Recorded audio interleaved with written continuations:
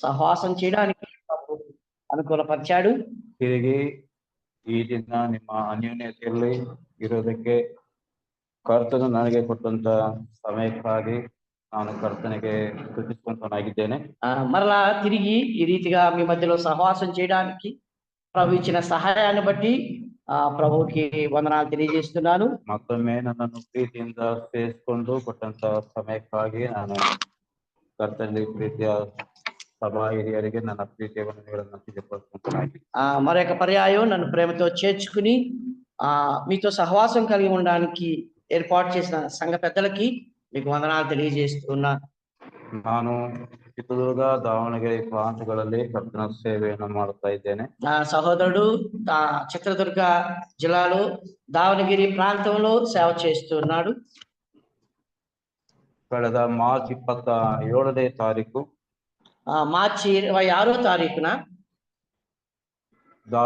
ಚಿತ್ರದುರ್ಗ ಸುಮಾರು 7 ಕಿಲೋಮೀಟರ್ ದೂರದಲ್ಲಿ ಕರ್ತನ ಸೇವೆಗಾಗಿ ನಾವು ಮತ್ತು ಭದ್ರಾವತಿಯ ಕೆಲವು ಸಹೋದರರು ನಾವು ಸೇವೆಗಾಗಿ ಹೋಗಿದ್ದು.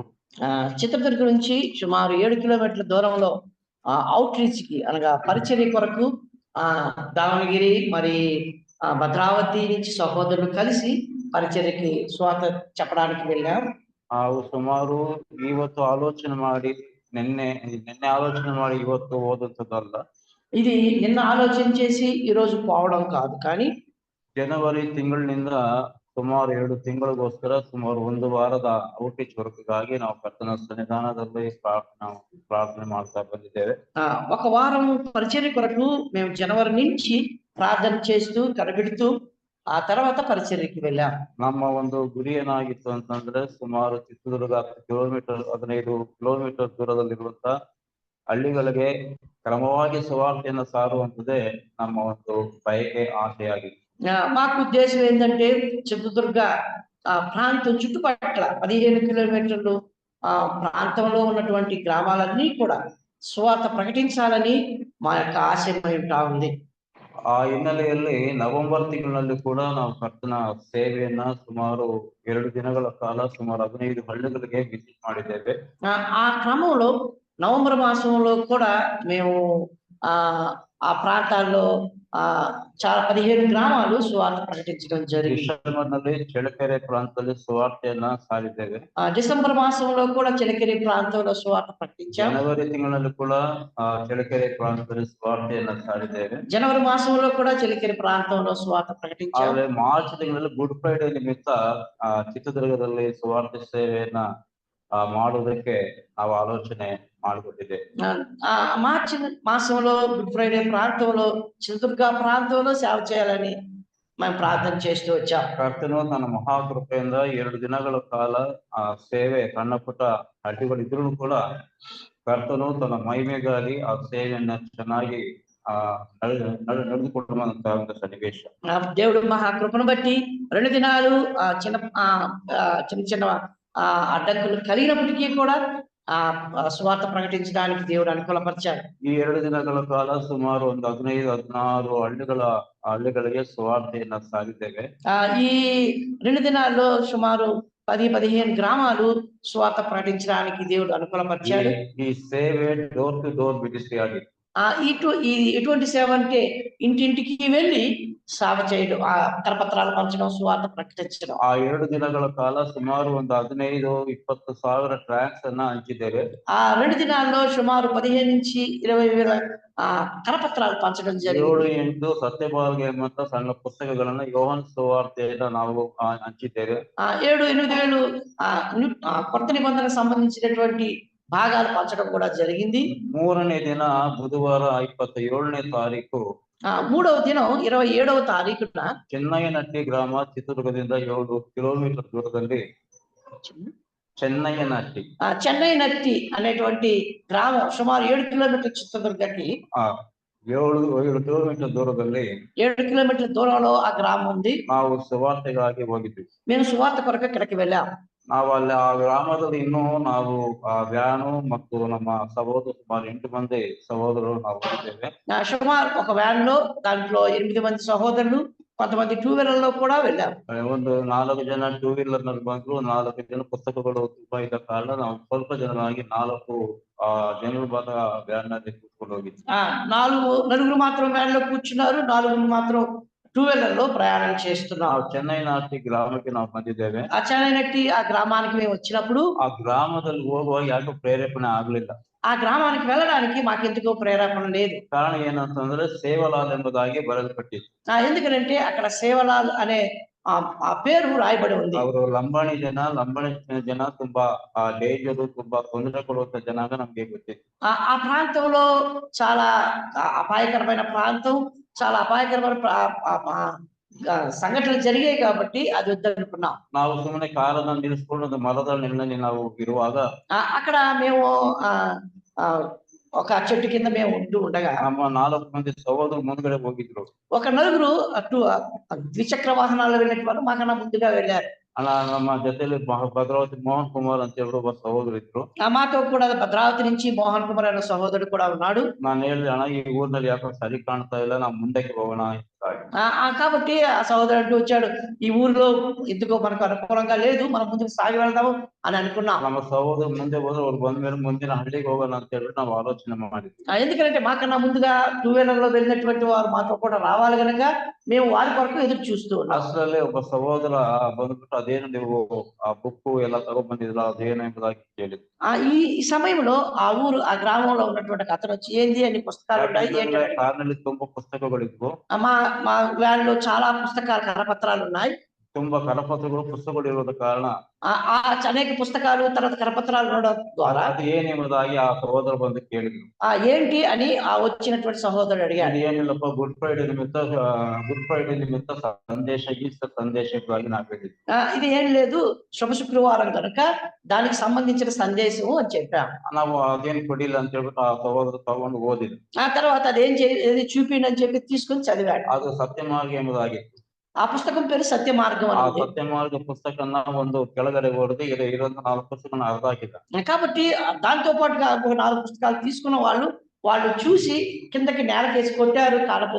ತುಂಬಾ ಅವಾಚ್ಯ ಶಬ್ದಗಳನ್ನ, ತುಂಬಾ ಕೆಟ್ಟ ಪದಗಳನ್ನ ಅವರು ಉಪಯೋಗ ಮಾಡಿದ್ರು. అంత మాత్రమే కాకుండా వారు చెడ్డ మాటలతో మమ్మల్ని దుర్భాషలాడారు. ಮೇಲೆ ತುಂಬಾ ಅಲಿಗೇಷನ್ ಇಟ್ಕೊಂಡು ತಮ್ಮ ಹೆಂಡತಿಯನ್ನು ನಾವು ಇಟ್ಕೊಳಕ್ ಬಂದಿದೀವಿ ಅಂತ ಹೇಳ್ಬಿಟ್ಟು ತುಂಬಾ ಅಸಹ್ಯಕರವಾಗಿ ಮಾತನಾಡಿದ್ರು. కాబట్టి మాతో తొగవేయడానికి వచ్చి అంత అసభ్యంగా మాట్లాడి మాతో కూడా కొట్లాడడానికి వచ్చారు. ಅವ್ರು ಎದುರು ಮಾತನಾಡುವಾಗ ಸಹೋದರ ತುಂಬಾ ನಮ್ಗೆ ಬೀರ್ಗಳನ್ನ ಕೊಡ್ತಾರೆ, ಫ್ರಿಜ್ಗಳನ್ನ ಕೊಡ್ತಾರೆ, ಹಣ ಕೊಡ್ತಾರೆ ಅಂತ ಹೇಳ್ಬಿಟ್ಟು ఆ ಜನನೆಲ್ಲನ್ನು ಕೂಡ ಕಳಿಸ್ಕೊಂಡು. కాబట్టి మాకు అది ఇస్తారు, ఫ్రిజ్లు ఇస్తారు, అవి ఇస్తారు అని చెప్పేసి వాళ్ళకి సంబంధించిన వారందరినీ కూడా సమకూర్చారు. సుమారు 100-105 మంది ಜನಗಳು ಬಂದ್ರು. వారు 100 నుంచి 150 మంది చేరి వచ్చారు. 100-150 ಮಂದಿ ಜನಗಳು ಬಂದಾಗ ಸುಮಾರು ಅವರೆಲ್ಲ ಬಂದ್ಬಿಟ್ಟು ನಮ್ಮ ತಳ್ಳಾಟ, ನಮಗೆಲ್ಲ ನೂಕುಲಾಟ ಮಾಡಿದ್ರು. కాబట్టి వారందరూ వచ్చి మా మీద ఏకంగా కూడి మమ్మల్ని తొయ్యడం, కొట్టడం జరిగింది. ಅದಾದ ನಂತರ ಅವರು RSS ನವರಿಗೆ ಹಿಂದೂ ಭಜನಾ దళదవరికి ఫోన్ ಮಾಡಿದ್ರು. తర్వాత వారికి సంబంధించినటువంటి RSS కి VHP వాళ్ళందరికీ ఫోన్ చేశారు. అతి వేగదಲ್ಲಿನೇ మీడియాದವರು ಕೂಡ ಬಂದ್ರು. అంత మాత్రమే కాకుండా వెంటనే మీడియా వాళ్ళు కూడా వచ్చారు. RSS నವರು ಬಂದ್ರು, BJP నವರು ಬಂದ್ರು. ಸುಮಾರು ಒಂದು 450 ಜನ ಅಲ್ಲಿ ಸೇರಿಕೊಂಡಿದ್ರು. వీరితో కూడా సుమారు వారికి సంబంధించిన వారు 400 నుంచి 500 వరకు చాలా పెద్ద గుంపుగా చేరొచ్చారు. ಬಹಳವಾಗಿ ಗುಂಪಿನವರು ಬಂದ್ಬಿಟ್ಟು ನಮ್ಮ ಸಹೋದರರಂತ ಮೋಹನ್ ಕುಮಾರ್ ಅವರಿಗೆ ఆ 1-2 గంటಗಳನ್ನ ಕೆನ್ನೆ ಕೊಡಿದ್ರು. అంత మాత్రమే కాకుండా వాళ్ళు వచ్చిన గుంపులుగా వచ్చినటువంటి మాతో కూడా మోహన్ సహోదరుడిని 2-3 దెబ్బలు కూడా కొట్టారు. ಹಾಗೆ ಸಂತೋಷ್ ಎಂಬುದಾಗಿ ಸಹೋದರ ಅವರ ಮಗ ಮೋಹನ್ ಕುಮಾರ್ ಅವರ ಮಗ ಸಂತೋಷ್ ಕೂಡ ಹೊಡೆದ್ರು. అంత మాత్రం మాతో కూడా సంతోష్ అనే సహోదరుడు కూడా ఉన్నాడు. ಹಾಗೆ ಒಂದು 4-5 ವರ್ಷ ನನ್ನ ಒಂದು ಕುತ್ತಿಗೆ ಮೇಲೆ 4-5 ವರ್ಷಗಳನ್ನ ಹೊಡೆದ್ರು. అంత మాత్రమే కాకుండా అతన్ని పట్టుకొని ఆయన కుటికి మీద కూడా గొంతు మీద కూడా కొట్టడం జరిగింది. ಕೆನ್ನೆ ಮೇಲೆ ಗುದ್ದಿದ್ರು. అంత మాత్రమే వీపు మీద కొట్టారు. ತುಂಬಾ ಕೆಟ್ಟ ಮಾತುಗಳನ್ನ ಮಾತನಾಡಿದ್ರು. వారు చెడ్డ మాటలు కూడా మాట్లాడారు. ಆಮೇಲೆ ಪೊಲೀಸ್ನವರು ಬಂದ್ರು. ఆ తర్వాత పోలీసు వాళ్ళు వచ్చారు. ಪೊಲೀಸ್ನವರು ಬಂದಾಗ ಸ್ವಲ್ಪ ಗಲಾಟೆ ಅವಾಯ್ಡ್ ಆಯ್ತು. వాళ్ళు వచ్చిన తర్వాత కొంత సద్దుమణిగింది. ಆಮೇಲೆ ಮೀಡಿಯಾದವರು ಬಂದ್ರು. ఆ తర్వాత మీడియా వాళ్ళు వచ్చారు. ನಮ್ಮನ್ನ ಅಲ್ಲಿ FIR ಮಾಡ್ಕೊಂಡು ನಮಗೆ ಪೊಲೀಸ್ ಸ್ಟೇಷನ್ ಗೆ ಕರ್ಕೊಂಡು ಬಂದ್ರು. ಆ ಮೇಜರ್ ತಗೊಂಡು ಕಂಪ್ಲೇಂಟ್ ತಗೊಂಡು ఆ తర్వాత పోలీసు వాళ్ళు వచ్చి కంప్లైంట్ తీసుకొని FIR బుక్ చేసి మమ్మల్ని పోలీస్ స్టేషన్ తీసుకెళ్లారు. ಸುಮಾರು 1 ಗಂಟೆಗೆ ಪೊಲೀಸ್ ಸ್ಟೇಷನ್ ನಮ್ಮನ್ನು ಕರೆದುಕೊಂಡು ಹೋಗಿದ್ರು. సుమారు 1 గంటకి మధ్యాహ్నం మమ్మల్ని తీసుకెళ్లారు పోలీస్ స్టేషన్. ರಾತ್ರಿ 9 ಗಂಟೆಗೆ 41 ಸೆಕ್ಷನ್ ಪೇಷಂಟ್ ಬೇಲ್ ಮೇಲೆ ಹೊರಗೆ ಬಿಟ್ಟಿದ್ರು. ఆ తర్వాత రాత్రి 9 గంటలకి ఆ తర్వాత మమ్మల్ని బెయిల్ మీద వదిలారు. ಅದಾದ ನಂತರ ಅದು ಕೋರ್ಟ್ ಅಲ್ಲಿ ಕೇಸ್ ಫೈಲ್ ಆಯ್ತು. ఆ తర్వాత మరలా కేసు ఫైల్ అయింది కోర్టులో. ಸುಮಾರು 1 ದಿನಗಳ ಕಾಲ ವಾದ ವಿವಾದಗಳು ನಡೆದವು. సుమారు 1 నెల కాలం అది వాగ్వాదాలు జరిగాయి. ಆದ್ರೆ ಅದು ಅಂಟಿಸಿದ್ದು ಬೇಲ್ ಆಗಿತ್ತು. అయితే బెయిల్ రావడం చాలా కష్టమైంది. ಅದು ಬೇಲು ನಮಗೆ ಸಿಕ್ಲಿಲ್ಲ. అయితే బెయిల్ దొరకలేదు. ಬೇಲ್ ಸಿಗ್ಲಿಕ್ಕೆ ಕಾರಣ ಏನು ಅಂತಂದ್ರೆ, ఆ బెయిల్ దొరకపోవడానికి కారణం ఏంటంటే 2021-22ರಲ್ಲಿ ಸೆಂಟ್ರಲ್ ಗವರ್ಮೆಂಟ್ ನವರು ಒಂದು ಕಾಯ್ದೆ ಮಾಡಿದ್ರು.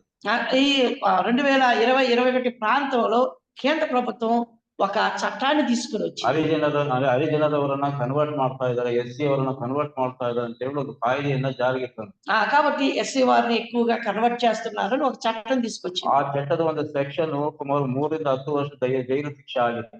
కాబట్టి ఆ సందర్భంలో చాలా మందికి జైలు శిక్ష కూడా పడింది. ಆದ್ರೆ ಪೊಲೀಸ್ನವರು ಆ ಸೆಕ್ಷನ್ ಹಾಕಿರ್ಲಿಲ್ಲ. అయితే పోలీసు వాళ్ళు ఆ సెక్షన్ వేయలేదు. ಅದನ್ನೇ ಆ ಜಡ್ಜ್ ಆಧಾರವಾಗಿ ಮಾಡಿಕೊಂಡು ಇದನ್ನ ಪ್ರಶ್ನೆ ಮಾಡಿ ಗವರ್ಮೆಂಟ್ ಲಾಯರ್ ಅವರಿಗೆ ಕೇಳಿದ್ರು. కాబట్టి ఇది సందర్భాన్ని తీసుకొని గవర్నమెంట్ లాయర్ దీన్ని తీసుకున్నాడు. ಆ ಸೆಕ್ಷನ್ ಹಾಕಿಲ್ಲ, ಅದಕ್ಕಾಗಿ ನಾನು ರಿಜೆಕ್ಟ್ ಮಾಡ್ತಾ ಇದ್ದೇನೆ ಅಂತಾಗಿ ಅದನ್ನ ರಿಜೆಕ್ಟ್ ಮಾಡಿದ್ರು. ఆ సెక్షన్ వేయలేదు కనుక మీకు మేము బెయిల్ ఇవ్వడం లేదని రిజెక్ట్ చేశారు. ಅದು ಈಗ ನಾವು ಹೈಕೋರ್ಟ್ಗೆ ಹೋಗ್ಬೇಕು. ఈ తర్వాత ఇలాగ జరిగింది. తర్వాత ఇప్పుడు మేము హైకోర్టుకి వెళ్ళాలి. ಹೈಕೋರ್ಟ್ಗೆ ಹೋಗ್ಬೇಕು. ఆ తర్వాత హైకోర్టుకి వెళ్ళాలి. ದಯವಿಟ್ಟು ಇದಕ್ಕಾಗಿ ನಿಮ್ಮ ಪ್ರಾರ್ಥನೆಗಳಲ್ಲಿ ನೆನಪು ಮಾಡಿಕೊಳ್ಳಿ. దయచేసి మీ ప్రార్థనలో జ్ఞాపకం చేసుకోనండి. ಕರ್ತನಾದಂತ ಯೇಸು ಕ್ರಿಸ್ತರು ನಮಗೆ ಜಯ ಕೊಡ್ಲಿಕ್ಕಾಗುವಂತೆ ನಿಮ್ಮ ಪ್ರಾರ್ಥನೆ ನೆನಪು ಮಾಡ್ಕೊಳ್ಬೇಕು. యేసు క్రీస్తు మాకు బెయిల్ ఇచ్చినట్లు, ఆయన సహాయం చేయనట్లు మీ ప్రార్థనలో మమ్మల్ని జ్ఞాపకం చేసుకోండి. ಸರಿ, ನಮ್ಮ ಸೇವೆಗಾಗಿ, ನಮ್ಮ ಕುಟುಂಬಕ್ಕಾಗಿ, ನಮ್ಮ ತಂದೆ ತಾಯಿಯವರಿಗಾಗಿ ಪ್ರಾರ್ಥನೆ ಮಾಡಿ. దయచేసి మా కొరకు, మా కుటుంబం కొరకు, మా తల్లిదండ్రుల కొరకు మీ ప్రార్థనలో జ్ఞాపకం చేసుకోనండి. ಸ್ವಲ್ಪ ಹೊತ್ತು ನಾವು ದೇವರ ವಾಕ್ಯವನ್ನು ಓದ್ಕೊಳ್ಳುವಾಗೆ మనం కొద్దిసేపు దేవుని వాక్యాన్ని మనం చూసుకుందాం. 2ನೇ ಮಲಾಕಿ ಗ್ರಂಥ 2ನೇ ಅಧ್ಯಾಯ. మలాకి గ్రంథం 2వ అధ్యాయం. ಮಲಾಕಿ గ్రంథం 2ನೇ ಅಧ್ಯಾಯ 1-2 ವಚನಗಳನ್ನು ಓದ್ಕೊಳ್ಳೋಣ. 2వ అధ్యాయం మొదటి 2 వచనాలు మనం చదువుకున్నాం. మలాకి 2వ అధ్యాయం మొదటి 2 వచనం. కావున యాజకులారా, ఈ ఆజ్ఞ మీకు ఇయ్యబడి ఉన్నది. సైన్యములకు అధిపతికి యెహోవా సెలవిచ్చినది ఏమనగా, మీరు ఆ ఆజ్ఞను ఆలకింపకయు, నా నామమును ఘనపరచినట్లు మనపూర్వకముగా దాన్ని ఆలోచింపకయు ఉండిన ఎడల నేను మీ మీదకి శాపము తెప్పించి మీకు కలిగిన ఆశీర్వాద ఫలమును శపింతును. మీరు దానిని మనసులకు తెచ్చుకున్న వారైతే గనుక ఇంతకు మునిపే నేను వాటిని శపించి ఇంటిని. ಓದಿಕೊಂಡಂತ ಲೇಖನ ಭಾಗವು ಕರ್ತನು ತಾನೇ ತನ್ನ ಮಹಿಮಾರ್ಥವಾಗಿ ನಮ್ಮೆಲ್ಲರ ಆತ್ಮಗಳ ಕರ್ತನು ತಾನೇ ಮಾತನಾಡ. దేవుడు మనం చదువుకున్న వాగ్భాగాన్ని ఆశీర్వదించి తన మహిమార్థమై విడిచిపెట్టినట్లు మనం ప్రార్థన చేస్తాం. దాని కొరకు మనం ప్రార్థన చేసుకుందాం. ಮಹೋನ್ನತನಾಗಿರುವಂತಹ ನಮ್ಮ ಸೊದೆಯ ತಂದೆಯಾದ ದೇವರೇ, ನಿನ್ನ ಶ್ರೇಷ್ಠವಾದಂತಹ ನಾಮದಲ್ಲಿ ನಿನ್ನ ಆರಾಧನೆ ಮಾಡುವಂತ ಅವಕಾಶವನ್ನು ಒದಗಿಸಿಕೊಟ್ಟಿದ್ದಕ್ಕಾಗಿ ಸ್ತೋತ್ರ. ಎಲ್ಲಂತ ಕ್ರೈಸ್ತ ಸಹೋದರ ಸಭೆಯಲ್ಲಿ ಸ್ವಾಮಿ ಇರುವರು ನಿನ್ನ ಕೃಪೆಯಲ್ಲಿ ದೇವ ನಿಮ್ಮ ದಾಸರನ್ನು ಸೇವಾ ಮತ್ತು ಸಭೆಯನ್ನು ನೀನು ವಿಶೇಷವಾಗಿ ಆಶೀರ್ವಾದ ಮಾಡುತ್ತಾ ಸಭೆಯನ್ನು ಅಭಿವೃದ್ಧಿ ಮಾಡ್ತಾ ಬಂದಿರೋದಕ್ಕಾಗಿ ನಾವು ನಿಮಗೆ ಸಲ್ಲಿಸುತ್ತೇವೆ. ಈ ಸಮಯದಲ್ಲಿ ಕರ್ತನೆ, ನಾವು ನಿನ್ನ ಜೀವನದ ವಾಕ್ಯಗಳನ್ನ ನಾವು ಓದಿಕೊಂಡಿದ್ದೇವೆ. ಈ ವಾಕ್ಯಗಳು ನಮಗೆ ಅರ್ಥವಾಗಲಿಕ್ಕೆ ನಿನ್ನ ಆತ್ಮನ ಸಹಾಯವನ್ನು ಕೊಡು, ಆತ್ಮನ ಜ್ಞಾನವನ್ನು ಕೊಡು, ಆತ್ಮದ ಬೆಳವಣಿಗೆ ನಮಗೆ ದಯಪಾಲಿಸಿಕೊಡು ಕರ್ತನೆ. ಆತ್ಮದ ಸಹಾಯವನ್ನು ನಮಗೆ ಕೊಡು. ಯಾರಿಗೆ ಯಾವ ವಿಧವಾದಂತಹ ವಾಕ್ಯಗಳು ಅವಶ್ಯಕತೆ ಇದೆಯೋ ಆ ವಾಕ್ಯಗಳು ದೇವ ನೀನೇ ನಮಗೆ ಮಾತ್ರ, ನೀನು ಒಬ್ಬನೇ ಬೇಕಾಗಿ ನಮಗಾಗಿ ಪ್ರಾಣ ಕೊಟ್ಟಂತ, ನಮಗಾಗಿ ತಿರುಗಿ ಬರಲಿಕ್ಕಿರುವಂತ ನಮ್ಮ ಕರ್ತನಾದಂತ ಯೇಸು ಕ್ರಿಸ್ತನ ಹೆಸರಿನಲ್ಲಿ ಸ್ತೋತ್ರ ಮಾಡಿ ಪ್ರಾರ್ಥನೆ ಮಾಡಿ ಬೇಡ್ಕೊಳ್ತೇವೆ ನಮ್ಮ ತಂದೆಯೇ, ಆಮೆನ್. ಕರ್ತನಲ್ಲಿ ನನ್ನ ಪ್ರೀತಿಯ ಸಹೋದರ ಸಹೋದರಿಯರೇ, ప్రభునందు మా ప్రియమైన సహోదరి సహోదరులారా, ಮಲಾಕಿ ಗ್ರಂಥ 1ನೇ ಅಧ್ಯಾಯ 2 ವಚನಗಳನ್ನು ನಾವು ಓದಿಕೊಂಡಿದ್ದೇವೆ. మలాకి గ్రంథంలో 2వ అధ్యాయంలో మొదటి 2 వచనాలు మనం చదువుకున్నాం. ನಾವು ಹಳೆ ಒಡಂಬಡಿಕೆಯಲ್ಲಿ ದೊಡ್ಡ ಪ್ರವಾದಿಗಳು ಚಿಕ್ಕ ಪ್ರವಾದಿಗಳಾಗಿ ನಾವು ಓದ್ಕೊಳ್ತೇವೆ. పాత నిబంధనలో మనం చూసినట్లయితే చిన్న ప్రవక్తలు పెద్ద ప్రవక్తలు అని మనం చూస్తాం. 4 ಪ್ರವಾದಿಗಳು ದೊಡ್ಡ ಪ್ರವಾದಿಗಳ ಗ್ರಂಥ ಎಂಬುದಾಗಿ, 4 పెద్ద ప్రవక్తలని 12 ಚಿಕ್ಕ ಪ್ರವಾದಿಗಳ ಗ್ರಂಥ ಎಂಬುದಾಗಿ ನಾವು ಓದ್ಕೊಳ್ತೇವೆ. 12 చిన్న ప్రవక్తలు ప్రవక్తల గ్రంథాలని మనం ಈ చూస్తాం. ಮಲಾಕಿ ಗ್ರಂಥ ಸತ್ಯವೇದದಲ್ಲಿ ಕಡೆಯ ಪ್ರವಾದಿಯ ಗ್ರಂಥ. ఈ చిన్న ప్రవక్తల్లో ఈ మలాకీ గ్రంథం చివరి పుస్తకం అయి ఉంటారు. ಮಲಾಕಿ ಈ ಗ್ರಂಥವನ್ನ ಬರೆದ ಮೇಲೆ ಸುಮಾರು 400 ವರ್ಷಗಳ ಕಾಲ ಯಾವುದೇ ಪ್ರವಾದಿಗಳಾಗಲಿ ಯಾವುದೇ ಸೇವಕರುಗಳಾಗಿರ್ಲಿಲ್ಲ. కాబట్టి మలాకీ గ్రంథం రాసిన తర్వాత 400 సంవత్సరాలు దేవుని ప్రత్యక్షత, దేవుని వాక్యము బయలుపరచబడలేదు. ಮಲಾಕಿ ದೇವಜನರಾಗಿರುವುದು ಇಸ್ರಾಯೇಲರಿಗೆ ದೇವರ ದರ್ಶನಗಳು ಕೊಟ್ಟನ ಸುಮಾರು 400 ವರ್ಷಗಳವರೆಗೆ ಯಾವುದೇ ಪ್ರವಾದಿಗಳು ಇರಲಿಲ್ಲ. కాబట్టి మనం చూసినట్లయితే మలాకీ గ్రంథం రాసిన తర్వాత 400 సంవత్సరాలు ఏ ప్రవక్త కూడా వాక్యాన్ని బోధించలేదు, ప్రకటించలేదు. 400 ವರ್ಷಗಳಾದ 400 ವರ್ಷಗಳ ಕಾಲ ಅದು ನಿಶ್ಶಬ್ದ ದಿನಗಳೆಂಬುದಾಗಿ ಕರೆಯಲ್ಪಡುವಂತದನ್ನು ನಾವು ನೋಡ್ತೇವೆ. ఈ 400 సంవత్సరాలు నిశ్శబ్ద సంవత్సరాలని పిలువబడతాయి. ಯಾಕೆ ದೇವರ ದರ್ಶನಗಳು ಇರಲಿಲ್ಲ? ఎందుకు దేవుని యొక్క దర్శనం లేదు? ಯಾವುದೇ ಪ್ರವಾದಿಗಳು ಇರಲಿಲ್ಲ. ఎందుకు ప్రవక్తలు లేరు? ಪ್ರವಾದಿಗಳು ಇಲ್ಲದ್ರಿಂದ 400 ವರ್ಷಗಳ ನಿಶ್ಶಬ್ದವಾಗಿರುವಂತ ನಿಶ್ಶಬ್ದವಾಗಿರುವಂತ ಸನ್ನಿವೇಶ ಎಂಬುದಾಗಿ ನಾವು ನೋಡ್ತೇವೆ. కాబట్టి ఎందుకు ఆ నిశ్శబ్దంగా ఉంటా ఉంది? 400 సంవత్సరాలు ఎవరు ప్రత్యక్షం ఎందుకు పొందలేదు? ఆ నిశ్శబ్ద కాలం ఏమిటి అని మనం చూసాం. ಪ್ರಾಮುಖ್ಯವಾಗಿ ಯಾಜಕರಿಂದಾಗಿ ಮಲಾಕಿಯಲ್ಲಿ ನಾವು ಗ್ರಂಥಗಳನ್ನ ನಾವು ನೋಡ್ತೇವೆ. మలాకీ గ్రంథంలో మనం చూసినప్పుడు యాజకులు అనే అనేక పర్యాయాలు రాయబడి ఉంది. ಯಾಜಕರು ತನ್ನ ನಾಮವನ್ನು ಧಿಕ್ಕರಿಸುವಂತ యాజకులు ఆయన నామమును ధిక్కరించేవారుగా ఉన్నారు. ದೇವರ ಗೌರವವನ್ನು ಅಗೌರವವನ್ನು ಪಡಿಸಿದಂತ ಯಾಜಕರು, దేవుణ్ణి గౌరవపరచకుండా అగౌరవపరిచిన వారుగా ఉన్నారు. ಅವಮಾನವನ್ನು ಪಡಿಸಿದಂತ ಯಾಜಕರು, దేవుని అవమానపరిచినటువంటి యాజకులుగా ఉన్నారు. ಘನಪಡಿಸಬೇಕೆಂಬುದಾಗಿ ಮನಸ್ಸಿದ್ರು ಕೂಡ ದೇವರನ್ನ ಘನಪಡಿಸಲಿಲ್ಲ. దేవుని ఘనపరచాలని మనసున్నప్పటికీ ఘనపరచుకున్నటువంటి యాజకులు. ಆ ಒಂದು ಚಿಕ್ಕ ವಾಕ್ಯವನ್ನೇ ನಾವು ನೋಡುವಾಗ ಎರಡನೇ ವಚನವನ್ನು ನಾವು ನೋಡ್ತೇವೆ. ఆ చిన్న మాటలు మనం పట్టుకొని 2వ అధ్యాయం 2వ వచనాన్ని చూసినప్పుడు ನನ್ನ ನಾಮವನ್ನು ಘನಪಡಿಸಬೇಕೆಂಬ ಆಜ್ಞೆಯನ್ನು ನೀವು ಆಲಿಸೆಂಬುದಾಗಿ ನಾವು ಓದ್ಕೊಳ್ತೇವೆ. నా నామమును ఘనపరచినట్లు మనఃపూర్వకంగా దాన్ని ఆలోచించుకున్నామని చూస్తున్నాం. ಇದು ನಾವು ಇಂಗ್ಲಿಷ್ ನಲ್ಲಿ ನಾವು ನೋಡ್ತೇವೆ. ఇంగ్లీష్ లో మనం చూస్తున్నాం. Give glory unto my name ಎಂಬುದಾಗಿ ನಾವು ನೋಡ್ತೇವೆ. కాబట్టి నా నామమును ఘనపరచినట్లుగా చూస్తున్నాం. ದೇವರ ನಾಮವನ್ನು ಘನಪಡಿಸಬೇಕು. దేవుని నామమును ఘనపరచాలి. ದೇವರ ನಾಮವನ್ನು ಮಹಿಮೆಪಡಿಸಬೇಕು. దేవుని నామమును మహిమపరచాలి. ದೇವರೊಬ್ಬನೇ ಆತನೊಬ್ಬನೇ ಮಹಿಮೆಗೆ ಯೋಗ್ಯನಾಗಿರುವಂತವನು. ఎందుకంటే ఆయన ఒక్కడే యోగ్యమైనటువంటి వాడు. ಆತನೊಬ್ಬನೇ ಆತನೊಬ್ಬನೇ ನಾವು ಘನಪಡಿಸಬೇಕೆಂಬುದಾಗಿ ఆయన ఒక్కనే మనం ఘనపరచాలని మనం చూస్తున్నాం. ಇಸ್ರಾಯೇಲರಲ್ಲಿ ಯಾರು ಕೂಡ ದೇವರನ್ನು ಘನಪಡಿಸಲಿಲ್ಲ. ఆ ఇశ్రాయేలు ఎవరు కూడా దేవుని ఘనపరచలేదు. ಆ ಒಂದು ಸಂದರ್ಭದಲ್ಲಿ ದೇವರು ಮಲಾಕಿಯ ಸಂಗಡಿ ಮಾತನಾಡ್ತಾನೆ ಮಾತನಾಡ್ತಾ ಇದ್ದಾನೆ. ఆ సందర్భంలో దేవుడు మలాకీ ద్వారా ఆ మాటలు మాట్లాడుతున్నాడు. ಯಾಕೆ ಮಲಾಕಿಯ ಸಂಗಡ ದೇವರಿ ಮಾತನಾಡ್ತಾ ಇದ್ದಾನೆ ಅಂತಂದ್ರೆ ఎందుకు యాజకుడి కొరకు ఈ మలాకీ ప్రవక్త మాట్లాడుతున్నాడు. మలాకి దైవజనులాగింది ఇశ్రాయేలుల విషయದಲ್ಲಿ ದೇವರು ಬೇಸರಗೊಂಡವನಾಗಿ ಇಲ್ಲಿ ನಾವು ಕಾಣ್ತೇವೆ. ఎందుకంటే ఇశ్రాయేలు గురించి దేవుడు ఎంతగానో వ్యసనపడుతున్నాడు. ದೇವರ ಆರಾಧನೆ ಮಾಡಬೇಕೆಂಬುದಾಗಿ, దేవుడిని ఆరాధించాలి, ದೇವರನ್ನು ಘನಪಡಿಸಬೇಕೆಂಬುದಾಗಿ, దేవుణ్ణి ఘనపరచాలని ಅವರಿಗೆ ಅರಿವಿದ್ರು ಕೂಡ ಅವರು ದೇವರನ್ನು ಆರಾಧನೆ ಮಾಡಿಲ್ಲ, ದೇವರನ್ನು ಘನಪಡಿಸಲಿಲ್ಲ. కాబట్టి అలాగా ఆజ్ఞలు ఉన్నప్పటికీ కూడా దేవుని మహిమపరచలేదు, ಗೌರವವನ್ನು ಪಡಿಸಿದಂತ ಸನ್ನಿವೇಶವನ್ನು ನಾವು ನೋಡ್ತೇವೆ. దేవుని అగౌరవపరిచినట్లుగా సన్నివేశాలు చూస్తున్నాం. ಅದಕ್ಕೆ ನಾವು ನನ್ನ ನಾಮವನ್ನು ಘನಪಡಿಸಬೇಕೆಂಬ ಆಜ್ಞೆ. కాబట్టి నా నామమును ఘనపరచాలనేటువంటి ఆజ్ఞ. ದೇವರನ್ನು ಆರಾಧನೆ ಮಾಡುವಂತದ್ದು ಆತನನ್ನು ಘನಪಡಿಸುವ ಆತನ ಆಜ್ಞೆ. కాబట్టి ఆయన్ని ఘనపరచాలనేది ఒక ఆజ్ఞ ఉంది. ದೇವರು ನಮ್ಮನ್ನು ಆರಾಧನೆ ಮಾಡಬೇಕೆಂಬುದಾಗಿ ಕ್ರಿಸ್ತ ಯೇಸುವಿನಲ್ಲಿ ದೇವರು ನಮ್ಮನ್ನು ಅದನ್ನು ಆರಿಸಿಕೊಂಡಿದ್ದಾನೆ. కాబట్టి యేసు క్రీస్తునందు మనల్ని ఆయన ఆరాధించడానికి ఏర్పాటు చేసుకున్నాడు. సకల స్తుతి ఘన మహిమ స్తోత్ర మహత్వ ಎಲ್ಲವೂ ಆತನಿಗೆ ಸಲ್ಲಬೇಕೆಂಬುದಾಗಿ. కాబట్టి సకలమైనటువంటి ఘన మహిమ సమస్తము కూడా ఆయనకి చెల్లాలి. ಯಾಕೆಂದರೆ ಕರ್ತನಾಗಿರೋದು ಯೇಸು ಕ್ರಿಸ್ತನ ಮೂಲಕ ತನ್ನ ಮಹಿಮೆ ಲೋಕಕ್ಕೆ ಆತನ ಕಾರ್ಯ ಮಾಡಬೇಕೆಂಬುದಾಗಿ ನಾವು ನೋಡ್ತೇವೆ. కాబట్టి యేసు క్రీస్తు ద్వారా లోకమునకు ఆయన మహిమను మనం చాటించాలని చూస్తున్నాం. ತಂದೆಯಾಗಿರುವುದು ದೇವರ ಒಂದು ಪ್ರಣಾಳಿಕೆ, ದೇವರ ಒಂದು ಸಂಕಲ್ಪ ಏನೆಂಬುದಾಗಿ ನೋಡುವಾಗ ಕರ್ತನಾಗಿರುವುದು ಯೇಸು ಕ್ರಿಸ್ತನ ಮೂಲಕ ದೇವರ ಸಂಕಲ್ಪವನ್ನ ಮಹಿಮೆಯನ್ನು ಪ್ರಕಾಶಪಡಿಸಬೇಕೆಂಬುದಾಗಿ. అంటే దేవుని యొక్క సంకల్పం ఉద్దేశం ఏమిటంటే యేసు క్రీస్తు ద్వారా లోకానికి ఆ యేసు క్రీస్తు ఎంత గొప్పవాడో తెలియజేయాలని. ఆదాముల ಮೂಲಕ ನಾವು ಮಹಿಮೆಯನ್ನು ನಾವು ಕಳ್ಕೊಂಡಿದ್ದೇವೆ. కాబట్టి ఆదాములో మనం దేవుని మహిమను కోల్పోయాము. ఆ మహిమను క్రీస్తు యేసుನಲ್ಲಿ ತೋರಿಸುವುದಕ್ಕೋಸ್ಕರವಾಗಿ. కాబట్టి యేసు క్రీస్తు ద్వారా ఆ మహిమను మరలా మనం పొందాం. ಅದು ವಾಕ್ಯದಲ್ಲಿ ನಾವು ನೋಡಿದ್ರೆ ಆತನ ಮಹಿಮೆಪಡಿಸಬೇಕೆಂಬುದಾಗಿ. కాబట్టి ఆయన మనం మహిమపరచాలని, ಆತನ ನಮ್ಮ ಜೀವಿತದಲ್ಲಿ ಆತನ ಒಬ್ಬನೇ ಮಹಿಮೆ ಹೊಂದಬೇಕೆಂಬುದಾಗಿ ನಾವು మన జీవితాల్లో ఆయన ఒక్కడే మహిమ పొందాలని.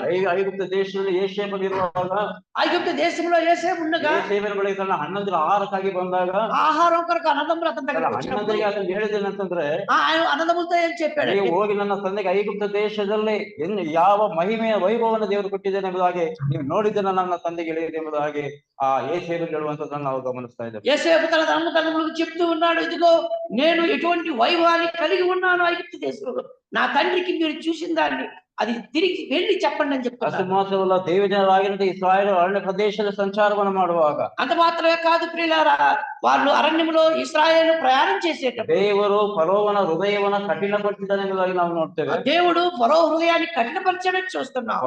ಫರೋವನ್ ಇಸ್ರಾಯೇಲರನ್ನ ಹಿಂಬಾಲಿಸ್ತಾ ಇದ್ದಾರೆ ಎಂಬುದಾಗಿ ನಾವು ನೋಡ್ತೇವೆ. ఫరో ఇశ్రాయేలు వెంబడిస్తున్నాడని చూస్తున్నాం. ದೇವರೊಂದು ಮಾತನ್ನು ಹೇಳಿದ್ದೇನಂತಂದ್ರೆ, దేవుడి ఇశ్రాయేలుతో చెప్పింది, ನಾನು ಫರೋವನಿಂದಲೂ ಫರೋವನ ಸೈನ್ಯದಿಂದಲೂ ನಾನು ಮಹಿಮೆಯನ್ನು ಹೊಂದಿಕೊಳ್ಳುವೆನು ಎಂಬುದಾಗಿ. కాబట్టి నేను ఇదిగో చూడండి, ఇశ్రాయేలు ఐగుప్తు యొక్క సైన్యాన్ని, ఫరో సైన్యం ద్వారా నేను మహిమపరచబడుతున్నాను చూడండి. ಕಾಲದಲ್ಲಿ ಆಲೋಚನೆ ಮಾಡುವಾಗ ಪ್ರಿಯರೇ, ఈ ఉదయకాల సమయంలో ఆలోచన చేసి ದೇವರ ಸಭೆಯನ್ನು ಕುರಿತು ದೇವರಿಗೆ ಹೇಗೆ ಮಹಿಮೆ ಪಡಿಸುವಂತನಾಗಿದ್ದಾನೆ, ఆ దేవుడు సంఘాన్ని ఇచ్చినప్పుడు దాని ద్వారా ఏం మహిమ పొందాలనుకుంటున్నాడు, ದೇವರು ಯಾವ ರೀತಿಯಾಗಿ ಸಭೆಯನ್ನು ದೇವರನ್ನು ನಾವು ಮಹಿಮೆ ಪಡಿಸುವಂತರಾಗಿದ್ದೇವೆ. కాబట్టి దేవుడు సంఘాన్ని ఇచ్చినప్పుడు సంఘం ద్వారా ఏ విధంగా ఆయన మహిమపరుస్తున్నాడు, ದೇವರು ನಮ್ಮನ್ನು ಆರಿಸಿಕೊಂಡಿದ್ದ ಆತನ ಮಹಿಮೆ ಪಡಿಸಬೇಕೆಂಬುದಾಗಿ. కాబట్టి దేవుడు మనం ఆయన మహిమపరచాలని మనల్ని ఏర్పాటు చేస్తున్నాడు. ಯಾವುದರ ಮೂಲಕವಾಗಿ ನಾವು ಕರ್ತನಿಗೆ ಮಹಿಮೆಯನ್ನು ಸಲ್ಲಿಸುವಂತರಾಗಿದೆ ಕೆಲವು ವಿಷಯಗಳ ದೇವರ ವಾಕ್ಯದಲ್ಲಿ ನಾವು ಆಲೋಚನೆ ಮಾಡಿ, ఏ విధంగా మనం ఆయన మహిమపరచాలని కొన్ని వచనాల ద్వారా మనం చూస్తున్నాం. ದಯವಿಟ್ಟು ಓದಿ ಒಂದು ವಚನವನ್ನು ಓದೋಣ. దయచేసి నాతో కూడా కొన్ని వచనాలు చూడండి. ಕೊರಿಂಥಿ 2ನೇ ಪತ್ರಿಕೆ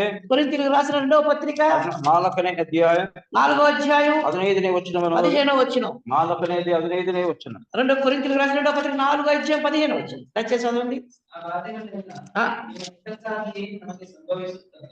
ಅವುಗಳಲ್ಲಿ ಅಧಿಕವಾಗಿ ದೊರಕುವ ದೈವ ಕೃಪೆಯು ಬಹುಜನರೊಳಗೆ ಕೃತಜ್ಞತೆಯನ್ನು ಹುಟ್ಟಿಸುವುದರಿಂದ ದೇವರಿಗೆ ಹೆಚ್ಚಾದ ಸ್ತೋತ್ರವನ್ನು ಉಂಟು ಮಾಡುವುದು. ಹೌದು, ಕೃತಜ್ಞತೆಯಿಂದ ಹುಟ್ಟಿಸುವುದರಿಂದ ದೇವರಿಗೆ ಹೆಚ್ಚಾದ ಸ್ತೋತ್ರವನ್ನು ಉಂಟು ಮಾಡುವುದೆಂಬುದಾಗಿ ನಾವು ಒಪ್ಕೊಳ್ತೇವೆ. ಅದೇ 4:15. ಹಾ, కాబట్టి ఆ విశ్వాసంతో కూడిన యేసు, ప్రభు అయిన యేసును లేపిన యేసుతో మమ్మల్ని కూడా లేపి మీతో కూడా తన ఎదుట నిలువబెట్టి ఎరిగి విశ్వాసంతో ఎరిగి మాట్లాడుచున్నాం. 13 తెలుగులో 13వ పాట వచ్చిన కృప ఎక్కువ మంది ద్వారా ప్రబలి దేవుని మహిమ నిమిత్తము కృతజ్ఞతాస్తుతులు విస్తరింపులాగున సమస్తమైనవి మీ కొరకై ఉన్నవి. ಇಲ್ಲಿ ನಾವು ನೋಡ್ತಾ ಇದ್ದೇವೆ, ఇక్కడ మనం చూస్తున్నాం ప్రియులారా, అధికವಾಗಿ దొరుకువ దైవ కృపೆ. కాబట్టి వారికి ఎక్కువ మంది కృపకు లోనైన వారు. ಯಾರ ಮೂಲಕವಾಗಿ? ఎవరి ద్వారా? దైవ కృపೆ, దేవుని యొక్క కృప. ದೇವರ ಕೃಪೆ, దేవుని యొక్క కృప. ಯಾರ ಮೂಲಕವಾಗಿ? ఎవరి ద్వారా?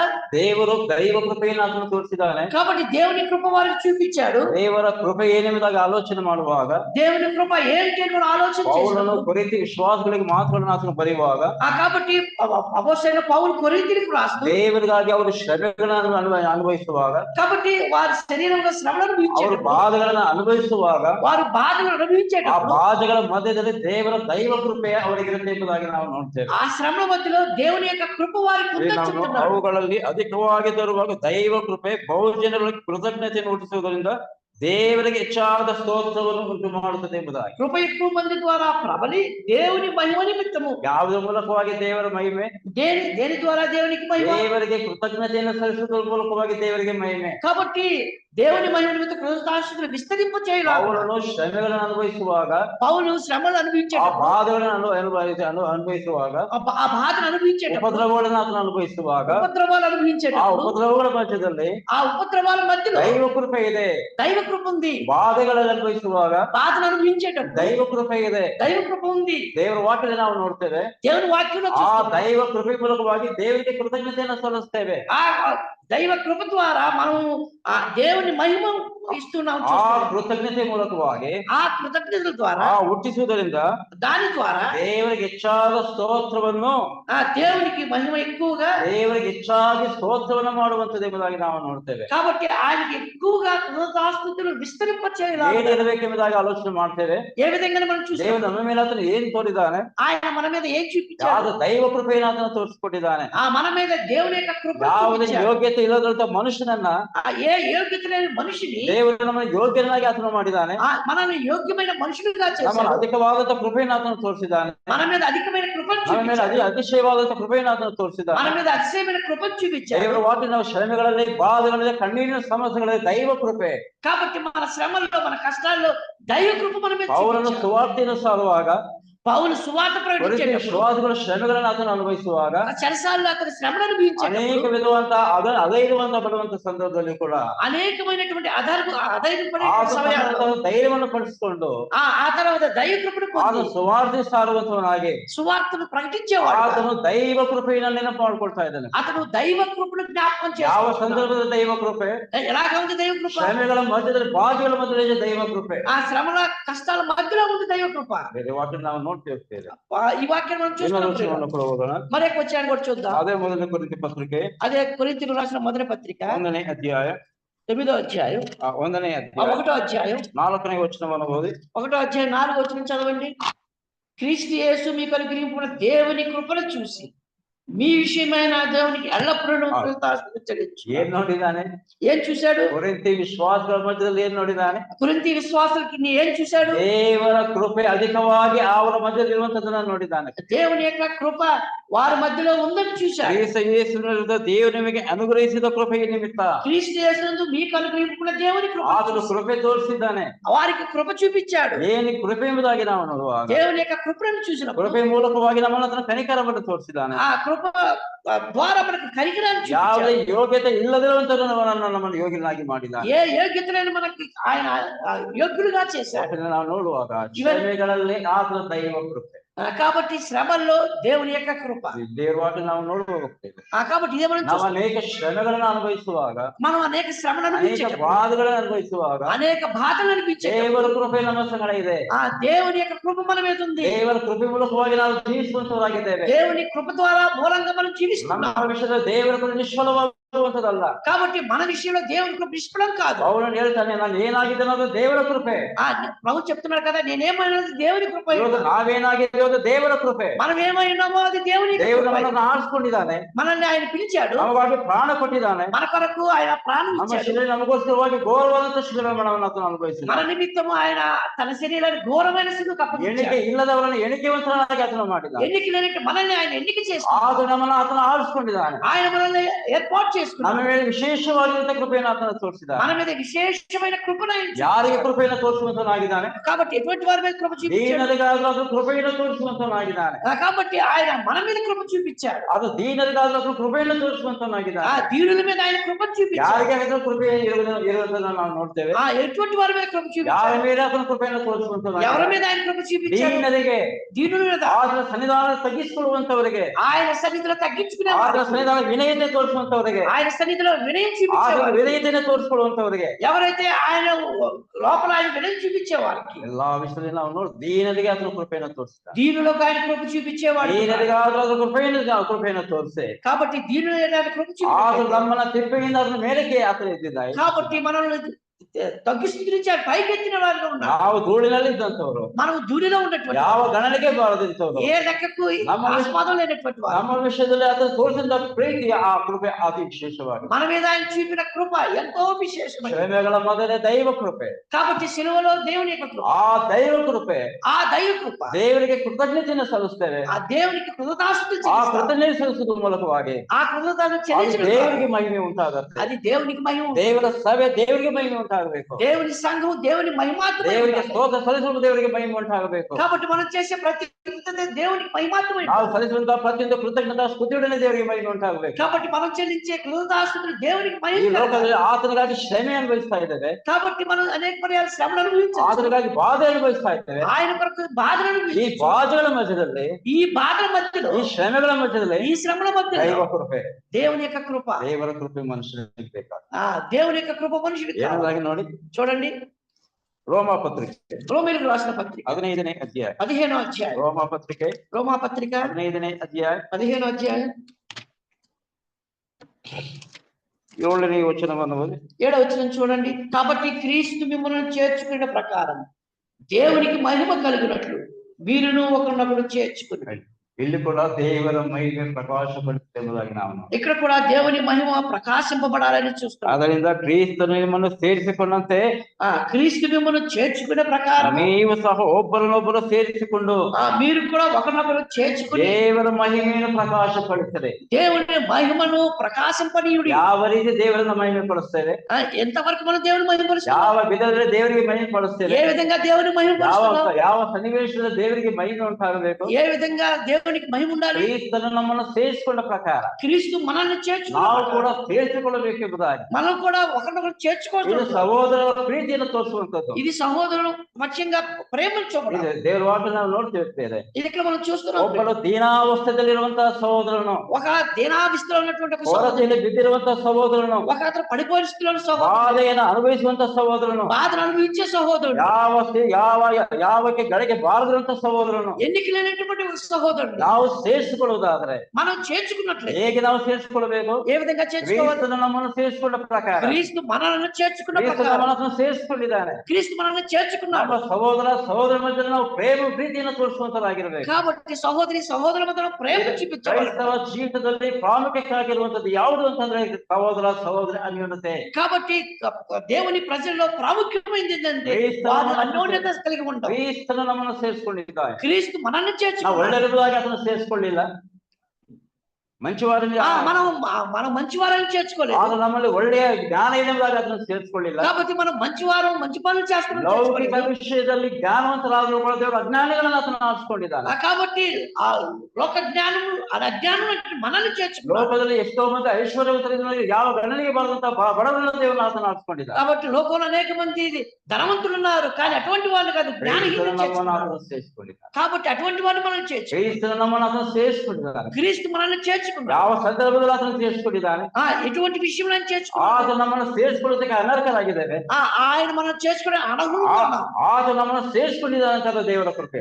కాబట్టి ఆయన మనం చేర్చుకున్నాడంటే దేవుని కృప. ಒಬ್ಬ ದೀನಾವಸ್ಥೆಯಲ್ಲಿರುವಂತಹ ಸಹೋದರನು, ఒక దీనావస్థలో ఉండే సహోదరుడు, ಹೊರದಲ್ಲಿರುವಂತಹ ಸಹೋದರನು, ఒక ఎన్నిక లేనటువంటి సహోదరుడు, ಅವನನ್ನು ಸೇರಿಸಿಕೊಳ್ಳುವಾಗ వారిని మనం చేర్చుకున్నాం. ದೇವರಿಗೆ ಮಹಿಮೆ ಉಂಟಾಗತ್ತೆ. అది దేవునికి మహిమ ఉంటుంది. ದೇವರ ಮಹಿಮೆ ಪ್ರಕಾಶವಾಗಿರುತ್ತೆ. దేవుని మహిమ ಇದು ప్రకాశం. ದೇವರ ಸಭೆಗೆ ಕೊಟ್ಟಂತದ್ದು. కాబట్టి దేవునికి మహిమ చెల్లిస్తాం. ಸಭೆಯಲ್ಲಿ ದೇವರ ಮಕ್ಕಳು ಏನಾಗಿದ್ದೇವೆ? కాబట్టి మనం సంఘంలో మనం ఏమైనా, ನಾವು ಕ್ರೈಸ್ತ ಮಕ್ಕಳು ನಾವೇನಾಗಿದ್ದೇವೆ? క్రైస్తవులను మనం ఏమైనా, ಕಷ್ಟದಲ್ಲಿರುವಂತಹ ನಾವು ಪ್ರಾರಂಭಿಸುವಂತದ್ದು, కాబట్టి ఏ విధంగా ప్రకాశింపబడుతున్నాం. ಕಷ್ಟದಲ್ಲಿರುವಂತಹ ಸಹೋದರನ ಸೇರಿಸಿಕೊಳ್ಳುವಂತದ್ದು, ప్రభువులో మనల్ని సహోదరుని చేర్చుకోవడం ద్వారా ಕ್ರೈಸ್ತನ ಸೇರಿಸಿಕೊಂಡ ಹಾಗೆ క్రీస్తుని చేర్చుకున్నాం. ಕ್ರಿಸ್ತ ನಮ್ಮನ್ನು ಸೇರಿಸಿಕೊಂಡಿದ್ದ. క్రీస్తునందు మనం చేర్చుకున్నాం. ಯಾರಿಗೆ ನಾವು ಮಾಡಬೇಕೆಂಬುದಾಗಿ ఎవరిని మనం ಗಲಾತ್ಯ చేయాలి? ಪತ್ರಿಕೆ 6ನೇ ಅಧ್ಯಾಯ, కొలసీలకు రాసిన పత్రిక, ಗಲಾತ್ಯ పత్రిಕೆ 6ನೇ ಅಧ್ಯಾಯ గలతీ రాసిన పత్రిక 6వ అధ్యాయం 10ನೇ వచనವನ್ನು ಓದಿ. 10వ వచనం చూడండి. 6ನೇ అధ్యాయ 10ನೇ వచన. 6వ అధ్యాయం 10వ వచనం. కాబట్టి మనకు సమయము దొరికిన కొలది అందరి ఎడలను విశేషముగా విశ్వాస గృహములకు చేరిన వాళ్ళని మేలు చేయదము. ಯಾರಿಗೆ ಒಳ್ಳೆಯದು ಮಾಡಬೇಕಂತ ఎవరి పక్షంగా మనం మేలు చేయాలని ఉంది? ಕ್ರೈಸ್ತವ ಗೃಹಕ್ಕೆ ಸೇರಿದಂತವರು విశ్వాస గృహములను చేరువారు అంట. 6ನೇ ಅಧ್ಯಾಯ 10ನೇ ವಚನದಲ್ಲಿ ನಾವು ನೋಡ್ತೇವೆ. 6వ అధ్యాయం 9వ వచనంలో కూడా చూస్తున్నాం. ನಾವು ಸಮಯವಿರಲಾಗಿ ಎಲ್ಲರಿಗೆ ಒಳ್ಳೆಯದನ್ನು ಮಾಡೋಣ, ಮುಖ್ಯವಾಗಿ ಒಂದೇ ಮನೆ ಅಂತ ಕ್ರಿಸ್ತ ನಂಬಿಕೆಯಲ್ಲಿ ಇರುವಂತವರಿಗೆ ಮಾಡೋಣ. కాబట్టి ఇక్కడ మనం చూస్తున్నాం. కాబట్టి మనకు సమయం దొరికిన అందరూ విశేషంగా విశ్వాస గృహం, ಕ್ರಿಸ್ತನ ಮನೆ ಎಂಬುದಾಗಿ ನಾವು ನೋಡ್ತೇವೆ. కాబట్టి క్రీస్తు మహిమ గురించి, ಕ್ರಿಸ್ತನ ಮನೆ క్రీస్తు యొక్క ಕ್ರಿಸ್ತನ ಮನೆಯಲ್ಲಿರುವಂತವರಿಗೆ ನಾವು ಮಾಡೋಣ. క్రీస్తు గృహంలో చేరిన వారు, ಒಂದೇ ಮನೆಯವರಂತಿರುವ ಕ್ರಿಸ್ತ ನಂಬಿಕೆ, ఒకే నమ్మకంలో ఉన్నటువంటి వారు. ಯೇಸು ಕ್ರಿಸ್ತನ ನಂಬಿಕೆ ಇಟ್ಟವರು ಬೇರೆ ಬೇರೆ ಅಲ್ಲ. యేసు క్రీస్తును నమ్మకించిన వారు వేరు వేరు కాదు. ನಾವೆಲ್ಲರೂ ಒಂದೇ ಆಗಿದ್ದೇವೆ. మనం అందరం ఒక్కరే ఉన్నాం. ಒಬ್ಬೇ ರಕ್ಷಕನನ್ನ ನಾವು ನಂಬಿಕೊಂಡಿದ್ದೇವೆ. ఒకే రక్షణ మనం విశ్వసించాం. ಒಬ್ಬನೇ ಕರ್ತನನ್ನ ಅಂಗೀಕಾರ ಮಾಡ್ಕೊಂಡಿದ್ದೇವೆ. ఒకే ప్రభువును మనం అంగీకరించాం. ಒಬ್ಬನೇ ಕರ್ತನನ್ನ ಆರಾಧನೆ ಮಾಡ್ತೇವೆ. ఒకే ప్రభువును ఆరాధిస్తున్నాం. ನಮಗೆ ಒಂದೇ ನಿರೀಕ್ಷಣೆ ಇದೆ. ఒకే నిరీక్షణ ఉంది. ನಮಗೆ ಒಂದೇ ನಂಬಿಕೆ ಇದೆ. ఒకే నమ్మకం ఉంది. ಆ ನಂಬಿಕೆ ಯಾವುದು? ఆ నమ్మకం ఏంటి? ಕರ್ತನಾಗಿದ್ದ ಯೇಸು ಕ್ರಿಸ್ತನ ನಂಬಿಕೆ ಇಟ್ಟಿರುವಾಗ, ఆ ప్రభువైన యేసు క్రీస్తును ಒಂದೇ ಮನೆಯಲ್ಲಿರುವ ಕ್ರಿಸ್ತ ನಂಬಿಕೆ ಇರುವಂತವರಿಗೆ ನಾವು ఒకే విశ్వాస గృహములకు ಈ చేరినటువంటి ರೀತಿ వారు. ಮಾಡುವಾಗ ತಂದೆಗೆ ಮಹಿಮೆ, కాబట్టి దీని ద్వారా దేవునికి మహిమ, ದೇವರು ಮಹಿಮೆ ಪಡಿಸುವಂತವರಾಗಿದ್ದೇವೆ. దేవుని మహిమపరిచేవారు. ದೇವವಾಕ್ಯ ನಾವು ನೋಡ್ತೇವೆ. మరొక వచనం చూస్తాం. ಅದೇ ಮೂಲಕವಾಗಿ ದೇವರ ಮಹಿಮೆ ಹೊಂದಬೇಕು. కాబట్టి మనం చూసిన శ్రమల్లో దేవుని మహిమ పొందాలి. ದೇವರ ಸಭೆ ಮೂಲಕವಾಗಿ ದೇವರ ಮಹಿಮೆಯನ್ನು ಹೊಂದಬೇಕೆಂಬುದಾಗಿ సంఘం ద్వారా దేవుని మహిమ పొందాలి. ಮೂರನೇದಾಗಿ ನೋಡಿ, మూడోదిగా చూడండి, ರೋಮಾಪುರದೊಳಗೆ ಬರೆದ ಪತ್ರಿಕೆ రోమీయులకు రాసిన పత్రిక 4ನೇ ಅಧ್ಯಾಯ 4వ అధ్యాయం 21ನೇ ವಚನವನ್ನು ಓದೋಣ. 21వ వచనం. దేవుని మహిమపరిచి ఆయన వాగ్దానము చేసిన దాన్ని నెరవేర్చుటకు సమర్థుడని రూఢిగా విశ్వసించి విశ్వాసం వలన బలం పొందిన. 4ನೇ 21ನೇ ವಚನ. 4వ అధ్యాయం 1వ వచనం. ದೇವರನ್ನು ಗಣಪಡಿಸುವವನಾಗಿ ಆತನು ತನ್ನ ವಾಗ್ದಾನವನ್ನು ನೆರವೇರಿಸುವುದಕ್ಕೆ ಸಮರ್ಥವುಳ್ಳದು ಪೂರಾ ಭರವಸೆ ಬಿಟ್ಟು ದೃಢ ನಂಬಿಕೆಯುಳ್ಳವನು ಅಂದ್ರೆ ಅಬ್ರಹಾಮನ ಕುರಿತು ನಾವು ఇక్కడ అబ్రహాముని గురించి వస్తాం. ಅಬ್ರಹಾಮನು ದೇವರಲ್ಲಿ ನಂಬಿಕೆ ಇಟ್ಟವನಾಗಿದ್ದ. అబ్రహాము దేవుని యందు నమ్మకం ఉంచాడు. ಅವನ ಅಪನಂಬಿಕೆಯಿಂದ ಚಂಚಲನಾಗಲಿಲ್ಲ. అతడు అపనమ్మకంగా ఉండి సంచలనం కాలేదు. ಪೂರ್ಣ ನಂಬಿಕೆ ಉಳ್ಳವನಾಗಿದ್ದಾನೆ. అది పరిపూర్ణమైన నమ్మకం ఉంచాడు. ಆ ನಂಬಿಕೆಯಿಂದಲೇ ತನ್ನ ಕರೆದಂತ ಎಲ್ಲಿಗೆ ಹೋಗಬೇಕೆಂಬುದಾಗಿ ತಿಳಿದು ಆತನು ಬಂದಿದ್ದಾನೆ. కాబట్టి ఆ నమ్మకం ద్వారా దేవుని మహిమపరిచాడు. ದೇವರಿಗೆ ಕರೆದಾಗ ಆತ ದೇವರಿಗೆ ವಿಧೇಯತೆಯನ್ನು ತೋರಿಸಿದ್ದಾನೆ. ఆ దేవుడు పిలిచినప్పుడు ಆತ ಅಪನಂಬಿಕೆ ಪಡಲಿಲ್ಲ. కాబట్టి దాంట్లో ఏ సందేహం లేదు. ದೇವರ ವಾಕ್ಯವನ್ನು ನಾವು ಗಮನಿಸುವಾಗ ఈ వాక్యాన్ని మనం గమనించినప్పుడు 99 ವರ್ಷದವನಾಗಿರುವಾಗ ದೇವರು ವಾಗ್ದಾನ ಪುತ್ರನಾಗಿ ಕೊಟ್ಟಿದ್ದಾನೆ. కాబట్టి 99 సంవత్సరాలు అయినప్పుడు వాగ్దాన పుత్రుని ఇచ్చాడు. ದೇವರ ವಾಕ್ಯ ನಾವು ನೋಡುವಾಗ దేవుని వాక్యాన్ని మనం ತನ್ನ చూసాం. ನಂಬಿಕೆ ಜೀವಿತದಿಂದ ದೇವರನ್ನ ಅದನ್ನ ಗಣಪಡಿಸಿದ್ದಾನೆ. ఆ నమ్మకం విశ్వాసం ద్వారా దేవుని నమ్మి దేవుని గణపరిచాడు. ದೇವರನ್ನ ಆತನು ನಂಬಿದ್ದಾನೆ. దేవుడు అతను నమ్మాడు. ನಂಬಿದ್ರ ಮೂಲಕವಾಗಿ ಏನಾಯ್ತು ನೋಡಿ 22ನೇ ವಚನ. కాబట్టి ఆ దేవుని నమ్మడం ద్వారా ఏం జరిగిందో చూడండి. 22ನೇ ವಚನ 22వ వచనం. అందుచేత అది అతనికి నీతిగా ఎంచబడింది. ಅದು ಆತನಿಗೆ ನೀತಿ ಎಂಬುದಾಗಿ ಎಣಿಸಲ್ಪಟ್ಟ. కాబట్టి అందు ద్వారా అతనికి నీతిగా ఎంచబడింది. ಅದು ನೀತಿವಂತನು ನಂಬಿಕೆಯಿಂದಲೇ ಆತನ ಜೀವಿಸುವಂತನಾಗಿದ್ದ. కాబట్టి ఆ నమ్మకం విశ్వాసం ద్వారానే నీతిమంతుడిగా తీర్చబడ్డాడు. ಅಬ್ರಹಾಮನು ದೇವರನ್ನು ನಂಬಿದ್ದಾನೆ. అబ్రహాము దేవుణ్ణి నమ్మాడు. ಅವನ ಎಣಿಕೆ ಅದ್ರ ಏನಾಗಿದೆ, ಆತನ ಲೆಕ್ಕಕ್ಕೆ ನೀತಿ ಎಂಬುದಾಗಿ ಎಣಿಸಲ್ಪಟ್ಟಿದ್ದೇವೆ. కాబట్టి అందుచేత అది అతనికి నీతిగా ఎంచబడింది. ನಾವೆಲ್ಲರೂ ನೀತಿವಂತರಾಗಿದ್ದೇವೆ. అతడు మనం కూడా నీతివంతులు. ಲೋಕದಲ್ಲಿ ಯಾವ ಮನುಷ್ಯನು ಕೂಡ ನೀತಿವಂತನಾಗಿದ್ದಾನೆ. కాబట్టి లోకంలో ఉన్న వాళ్ళందరూ ಯಾರು ನೀತಿವಂತನಲ್ಲ. ఎవరు నీతిమంతులు లేరు. ಎಲ್ಲರೂ ಪಾಪ ಮಾಡಿದಂತವರೇ.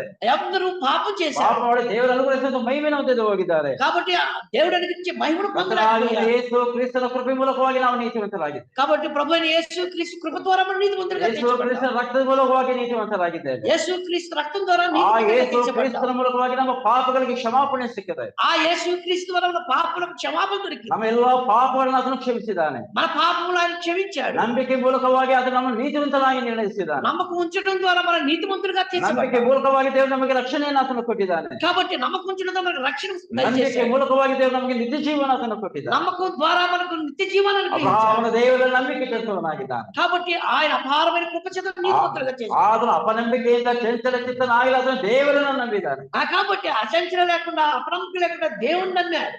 ದೇವರ ವಾಕ್ಯ ನಾವು ನೋಡ್ತೇವೆ. దేవుని వాక్యంలో చూస్తాం. ಕ್ರೈಸ್ತವ ಜೀವಿತದಲ್ಲಿ ನಂಬಿಕೆ ಪ್ರಾಮುಖ್ಯಕರವಾಗುವುದು. క్రైస్తవ జీవితంలో విశ్వాసం అనేది ನಂಬಿಕೆ ಅತಿ ಪ್ರಾಮುಖ್ಯಕರವಾಗುತ್ತದೆ. అది చాలా ప్రాముఖ్యమైంది. ನಮಗೆ ನಂಬಿಕೆ ಒಂದು ನಂಬಿಕೆ ನಮಗೆ ಜೀವವನ್ನು ಕೊಡುವಂತದ್ದು. కాబట్టి నమ్మకం అనేది మనకు జీవం ఇచ్చేది. ನಂಬಿಕೆ ಅನ್ನುವಂಥದ್ದು ನಮಗೆ ನಿರೀಕ್ಷಣೆಯನ್ನು ಕೊಡುವಂತದ್ದು. నమ్మకం అనేది మనకు నిరీక్షణ ఇచ్చేది. ನಂಬಿಕೆ ನಮ್ಮನ್ನು ಆಶೀರ್ವಾದ ಮಾಡುವಂತದ್ದು. నమ్మకం ద్వారా మనకు ఆశీర్వాదం ఉంది. ನೀತಿವಂತ ನಂಬಿಕೆಯಿಂದಲೇ ಜೀವಿಸಬೇಕಂತ. కాబట్టి నీతిమంతుడు విశ్వాస మూలంగానే జీవిస్తాడు. ಅಂದಾಗ ಅಬ್ರಹಾಮ ತನ್ನ ನಂಬಿಕೆಯಿಂದ ದೇವರನ್ನು ಮಹಿಮೆಪಡಿಸಿದ್ದಾನೆ. కాబట్టి అబ్రహాము దాని ద్వారా దేవుని మహిమపరిచాడు. 4ನೇದಾಗಿ ನೋಡಿ, 4వదిగా చూడండి.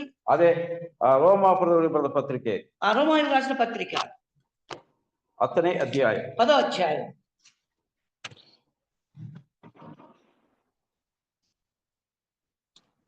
ಕ್ಷಮಿಸಬೇಕು, ಕೊರಿಂಥಿ ಮೊದಲನೇ ಪತ್ರಿಕೆ కొరింథీయులకు రాసిన మొదటి పత్రిక 10ನೇ ಅಧ್ಯಾಯ 10వ అధ్యాయం 31ನೇ ವಚನ 31వ వచనం. కాబట్టి మీరు భోజనము చేసినను పానము చేసినను మీరేమి చేసినను సమస్తమును దేవుని మహిమ కొరకు చేయండి. ಇಲ್ಲಿ ನಾವು ಅಪೊಸ್ತಲನಾಗಿರುವಂತ ಪೌಲನು అపోస్తలుడైన పౌలు ಕೊರಿಂಥಿ ವಿಶ್ವಾಸಗಳು ಗೆಲ್ಲುವಂತ ಮಾತೇನಂತಂದ್ರೆ ఆ కొరింథీ విశ్వాసం రాసేటువంటి మాట ಏನು ఏంటి? ತಿಂದರು ಏನು ಕುಡಿದರು మీరు ఏమి చేసినను ಏನು ಕುಡಿದರು ಏನು మీరేం చేసినను 31 వచనం 31 వచ్చిన ನೀವು ಉಂಡರು ಕುಡಿದರು మీరు భోజనం చేసిన ಇನ್ನೇನು ಮಾಡಿದರು మీరేం చేసినను ದೇವರ ಘನತೆಗಾಗಿ ಮಾಡಿದೆ. దేవుని మహిమ కొరకు చేయండి. ತಿಂದರು ಕುಡಿದರು ದೇವರ ಮಹಿಮೆಗಾಗಿ ಮಾಡಿದೆ. కాబట్టి తిన్నా కానీ త్రాగినా కూడా దేవుని ತಿನ್ನೋದು ಕುಡಿಯೋದು ದೇವರಿಗೆ ಮಹಿಮೆ ಮಾಡಬೇಕಂತ. కాబట్టి మనం తిన్నా త్రాగినా దేవుని మహిమ. ಆಹಾರದಲ್ಲಿ ಪ್ರತ್ಯೇಕತೆ. కాబట్టి ಆಹಾರದಲ್ಲಿ ಪ್ರತ್ಯೇಕತೆ. ఆహారంలో ప్రత్యేకత. ಆಹಾರದಲ್ಲಿ ಪ್ರತ್ಯೇಕತೆ ದೇವರಿಗೆ ಮಹಿಮೆ. ఆహారం ప్రత్యేకత దేవుని మహిమ. ದೇವರು ನಮ್ಮನ್ನ ಪ್ರತ್ಯೇಕತೆಯಿಂದ ಆತನ ಕೇಳಿಕೊಳ್ಳುವಂತನಾಗಿದ್ದಾನೆ. కాబట్టి ఆనాటి విశ్వాసాలు అడుగుతూ ఉన్నాడు. ದೇವರು ತಿಂದರು ಕುಡಿದು ದೇವರ ಮಹಿಮೆಗಾಗಿ ಮಾಡಿದೆ. కాబట్టి మీరు తిన్నా త్రాగినది దేవుని మహిమ. ತಿನ್ನೋದು ಕುಡಿದು ದೇವರ ರಾಜ್ಯವಲ್ಲ. తినడం త్రాగడం దేవుని రాజ్యం. ನೀತಿ ಸಮಾಧಾನ ದೇವರ ರಾಜ್ಯ ಎಂಬುದಾಗಿ ನಾವು ನೋಡ್ತೇವೆ. కాబట్టి నీతి సమాధానకరమైన దేవుని రాజ్యం చూస్తాం. ನಾವು ಆಹಾರದ ಒಂದು ಪ್ರತ್ಯೇಕತೆಯಲ್ಲಿ ನಾವು ನೋಡುವಾಗ ఆహారం ప్రత్యేకతను మనం చూసేది. ಆಹಾರದ ಪ್ರತ್ಯೇಕತೆ ಕ್ರೈಸ್ತ ವಿಶ್ವಾಸಗಳು ಏನಿರಬೇಕೆಂಬುದಾಗಿ ನಾವು ಆಹಾರದ ಪ್ರತ್ಯೇಕತೆ. కాబట్టి క్రైస్తవ విశ్వాసం ప్రత్యేకత ఉంది, ఆహారంలో ప్రత్యేకత. ನಾವು ಏನು ತಿಂದರೂ ಏನು ಕೂಡ ದೇವರ ಮಹಿಮೆಗಾಗಿ ನಾವು ನೋಡಬೇಕು. మనం ఏం తిన్నను మనం ఏం త్రాగినను ప్రత్యేకంగా ఉండాలి. ದಾನಿಯೇಲು ಬಬುಲೋನಿನಲ್ಲಿ ಇರುವಾಗ దానియేలు బబులోను చెరలో ಆಹಾರ ವಿಷಯದಲ್ಲಿ ಆತನು ಪ್ರತ್ಯೇಕನಾಗಿದ್ದ. ఆహార విషయంలో ప్రత్యేకంగా ఉన్నాడు. ಅರಸನಿಗೆ ಕೊಡುವಂತ ಪಾತ್ರೆಯಲ್ಲೇ రాజుకి ఇచ్చే ದ್ರಾಕ್ಷಾರಸವನ್ನು ಕುಡಿದು ద్రాక్షారసం తాగి ತನ್ನನ್ನು ಅಶುದ್ಧ ಮಾಡಿಕೊಳ್ಳಬಾರದು. తాను అపవిత్రుడు కాకూడదు, ಪರಿಶುದ್ಧನಾಗಿರುವಂತದನ್ನು ನಾವು తాను ನೋಡ್ತೇವೆ. పరిశుద్ధుడుగా ఉండాలి. ತನ್ನ ಆಹಾರದ ಪದ್ಧತಿಯಲ್ಲಿ ಪ್ರಿಯರು తన యొక్క ఆహార పద్ధతిలో ಏನು ತಿಂದರೂ ಕೂಡ ದೇವರ ಮಹಿಮೆಗಾಗಿ ನಾವು ಮಾಡ್ತೇವೆ. ఏ చేసినప్పుడు కూడా దేవుని మహిమ. ಏನು ಮಾಡಿದ್ರು ಕೂಡ ದೇವರ ಮಹಿಮೆಗಾಗಿ ಮಾಡ್ಬೇಕಂತ. మనం ఏం చేసినా కూడా దేవుని మహిమార్థం. ನಮ್ಮ ಆಹಾರದ ಮೂಲಕವಾಗಿ ದೇವರಿಗೆ ಮಹಿಮೆ ಉಂಟಾಗಬೇಕು. మనం ఆహార పదార్థాల్లో దేవుని మహిమ. ಏನು ತಿಂದರೂ ಕುಡಿದ್ರು ದೇವರ ಮಹಿಮೆಗಾಗಿ ಮಾಡಬೇಕು.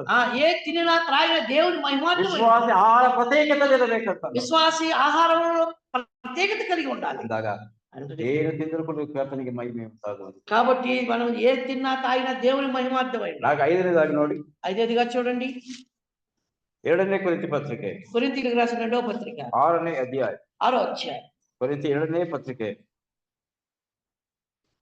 కొరింథీయులకు రాసిన 2వ పత్రిక 20ನೇ ವಚನವನ್ನು ಓದಿ. 6వ అధ్యాయం ಕ್ಷಮಿಸಬೇಕು. 1ನೇ ಕೊರಿಂಥಿ ಪತ್ರಿಕೆ 6ನೇದು 20ನೇ ವಚನ. మొదటి పత్రిక 6:20 విలువ పెట్టి కొనబడిన వారు కనుక మీ దేహంతో దేవుని మహిమపరచండి. 6ನೇದು 20ನೇ ವಚನ 20వ వచనం ಕನ್ನಡದಲ್ಲಿ ಓದಿ. ನೀವು ನಿಮ್ಮ ಸ್ವಂತ ಸತ್ತಲ್ಲ. ದೇವರ ಪ್ರಭಾವವನ್ನು ಪ್ರಕಾಶಿಸಿ ನಿಮ್ಮ ದೇಹದಲ್ಲಿ ದೇವರ ಪ್ರಭಾವವನ್ನು ಪ್ರಕಾಶಪಡಿಸಿ. ದೇವರವಾಗಿ ನಾವು ನೋಡ್ತೇವೆ, ನೀವು ನಿಮ್ಮ ಸ್ವಂತ ಸೊತ್ತಲ್ಲ. మీరు మీ సొత్తు కారు. ನೀವೇನಾಗಿದ್ದೀರಿ? మీరేమయ్యన్నారు? ನೀವು ಕ್ರಯಕ್ಕೆ ತೆಗೆದುಕೊಂಡಂತವರು. మీరు విలువ పెట్టి కొనబడినవారు. ಕ್ರಿಸ್ತ ರಕ್ತದ ಮೂಲಕವಾಗಿ ನಾವು ಕೊಂಡುಕೊಂಡಂತವರಾಗಿದ್ದೇವೆ. యేసు క్రీస్తు రక్తం ద్వారా కొనబడినవారు.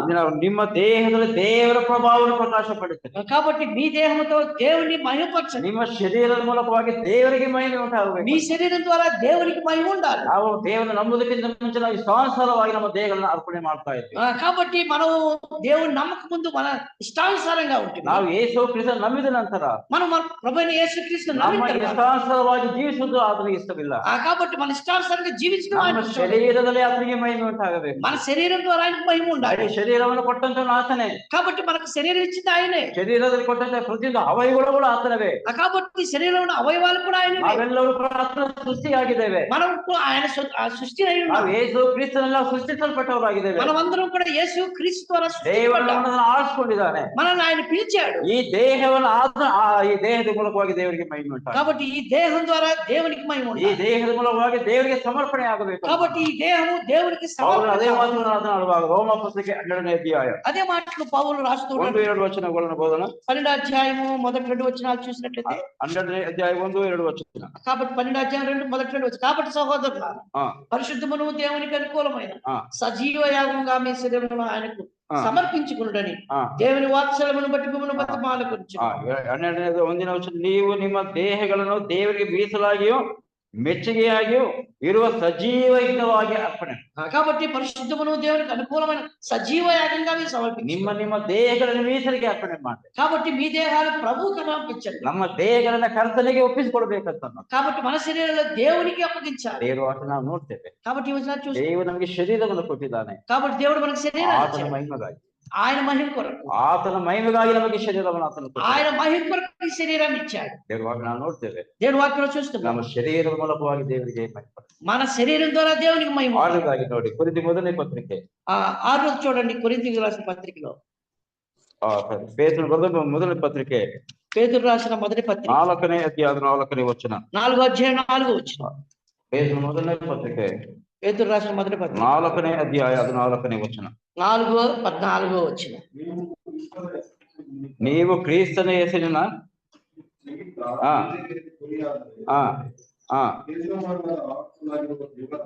ಆ ಆ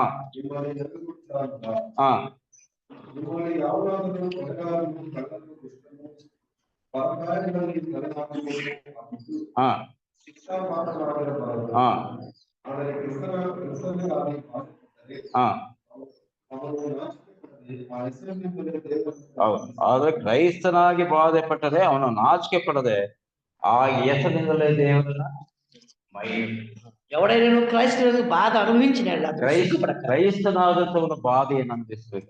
క్రైస్తవునందుకు బాధ అనుభవించి 14ನೇ ವಚನದಲ್ಲಿ ನಾವು ನೋಡ್ತೇವೆ. 14వ వచనం చూస్తాం. ಕ್ರಿಸ್ತನ ಹೆಸರು ನಿಮಿತ್ತ ನಿಂದೆಗೆ ಗುರಿಯಾದರೆ ಧನ್ಯರೇ. క్రీస్తు నిమిత్తము నిందల పాలైన వారు మీరు ధన్యులు. ಆತನಿಗಾಗಿ ಬಾಧೆಯನ್ನು ಅನುಭವಿಸುವುದಾದ್ರೆ ದೇವರಿಗೆ ಮಹಿಮೆ ಉಂಟಾಗುವಂಥದ್ದು. ఆయన కొరకు బాధ అనుభవించినట్లయితే దేవునికి మహిమ ఉంటుంది. ಕ್ರೈಸ್ತನಾದಂತವನು ಬಾಧೆಯನ್ನು ಅನುಭವಿಸಬೇಕೆಂಬುದಾಗಿ. కాబట్టి క్రైస్తవునందుకు బాధ అనుభవించాలి. ಕ್ರೈಸ್ತನಾದಂತ ಸಹೋದರ ಸಹೋದರಿ ನಿಂದೆಗಳು ಬರ್ತವೆ. కాబట్టి క్రైస్తవుడైనందుకు నిందలు వస్తాయి. ಕ್ರೈಸ್ತನಾದಂತ ಅವಮಾನಗಳು ಬರ್ತವೆ. క్రైస్తవునందుకు అవమానాలు వస్తాయి. ಕ್ರೈಸ್ತನಾದಂತ బాధಗಳು ಬರ್ತವೆ. క్రైస్తవునందుకు బాధలు వస్తాయి. ಕ್ರೈಸ್ತನಾದಂತವನಿಗೆ ಶ್ರಮೆಗಳು ಬರ್ತವೆ. క్రైస్తవునందుకు శ్రమలు వస్తాయి. ಕ್ರೈಸ್ತನಾದಂತ ದುಃಖಗಳು ಬರ್ತವೆ. క్రైస్తవునందుకు దుఃఖాలు వస్తాయి. ಅದೇ ಕ್ರೈಸ್ತನಾಗಿ ಬಾಧೆ ಪಟ್ಟರೆ అయితే క్రైస్తవునందుకు బాధలు అనిపిస్తాయి. ನಾಚಿಕೆ ಪಡದೆ సిగ్గుపడక ಆ ಹೆಸರಿನಲ್ಲೇ ಕರ್ತನ ಮಹಿಮೆ ಪಡಿಸಿದೆ ಎಂಬುದಾಗಿ ఆ పేరును బట్టి దేవుని మహిమ పరచాలి. ದೇವರ ವಾಕ್ಯದಲ್ಲಿ ನಾವು ನೋಡ್ತೇವೆ. కాబట్టి దేవుని వాక్యం చూస్తున్నాం. ಫಿಲಿಪ್ಪಿ ಪತ್ರ 1ನೇ ಅಧ್ಯಾಯ 29ನೇ ವಚನದಲ್ಲಿ ನಾವು ನೋಡ್ತೇವೆ. ಫಿಲಿಪ್ಪಿ ಪತ್ರಿಕೆ 1ನೇ ಅಧ್ಯಾಯ 29ನೇ ವಚನ. ಫಿಲಿಪ್ಪಿ ಪತ್ರಿಕೆ 1ನೇ ಅಧ್ಯಾಯ 29ನೇ ವಚನ. ఫిలిప్పీయులకు రాసిన పత్రిక 1వ అధ్యాయం 19వ వచనంలో చూడండి. ಈ 29ನೇ ವಚನ 29వ వచనంలో ಏಕೆಂದರೆ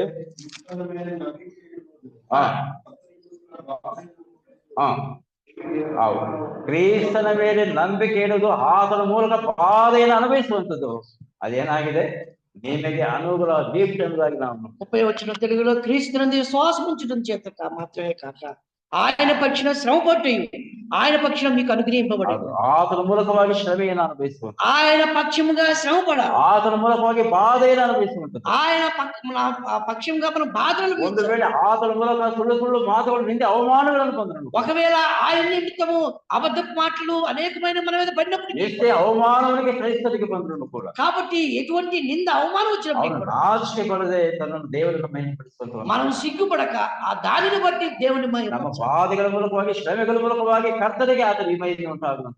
కాబట్టి మన బాధలు శ్రమల ద్వారా దేవునికి మహిమ ఉంటుంది. ಫಿಲಿಪ್ಪಿ ವಿಶ್ವಾಸಗಳಿಗೂ ಶ್ರಮೆಯನ್ನು ಅನುಭವಿಸುವಂತವರಾಗಿದೆ. ఫిలిప్పీ పట్టణస్థులు శ్రమలను అనుభవిస్తున్నారు. ವಿಶ್ವಾಸಗಳು ಶ್ರಮೆಯನ್ನು ಅನುಭವಿಸುವಂತವರಾಗಿದೆ. తెస్సలోని పత్రికలో ఉన్న విశ్వాసులు శ్రమలను అనుభవిస్తున్నారు. ವಿಶ್ವಾಸಗಳು ಶ್ರಮೆಗಳನ್ನು కొరింథీ ಅನುಭವಿಸುವಂತವರಾಗಿದೆ. పట్టణంలో విశ్వాసులు శ్రమలను ಯೇಸು ಕ್ರಿಸ್ತನ ನಂಬಿಕೆ ನಾವು ಶ್ರಮೆಯನ್ನು ಅನುಭವಿಸುವಂತ. యేసు క్రీస్తును నమ్మడం ద్వారా వారికి శ్రమలను అనుభవించారు.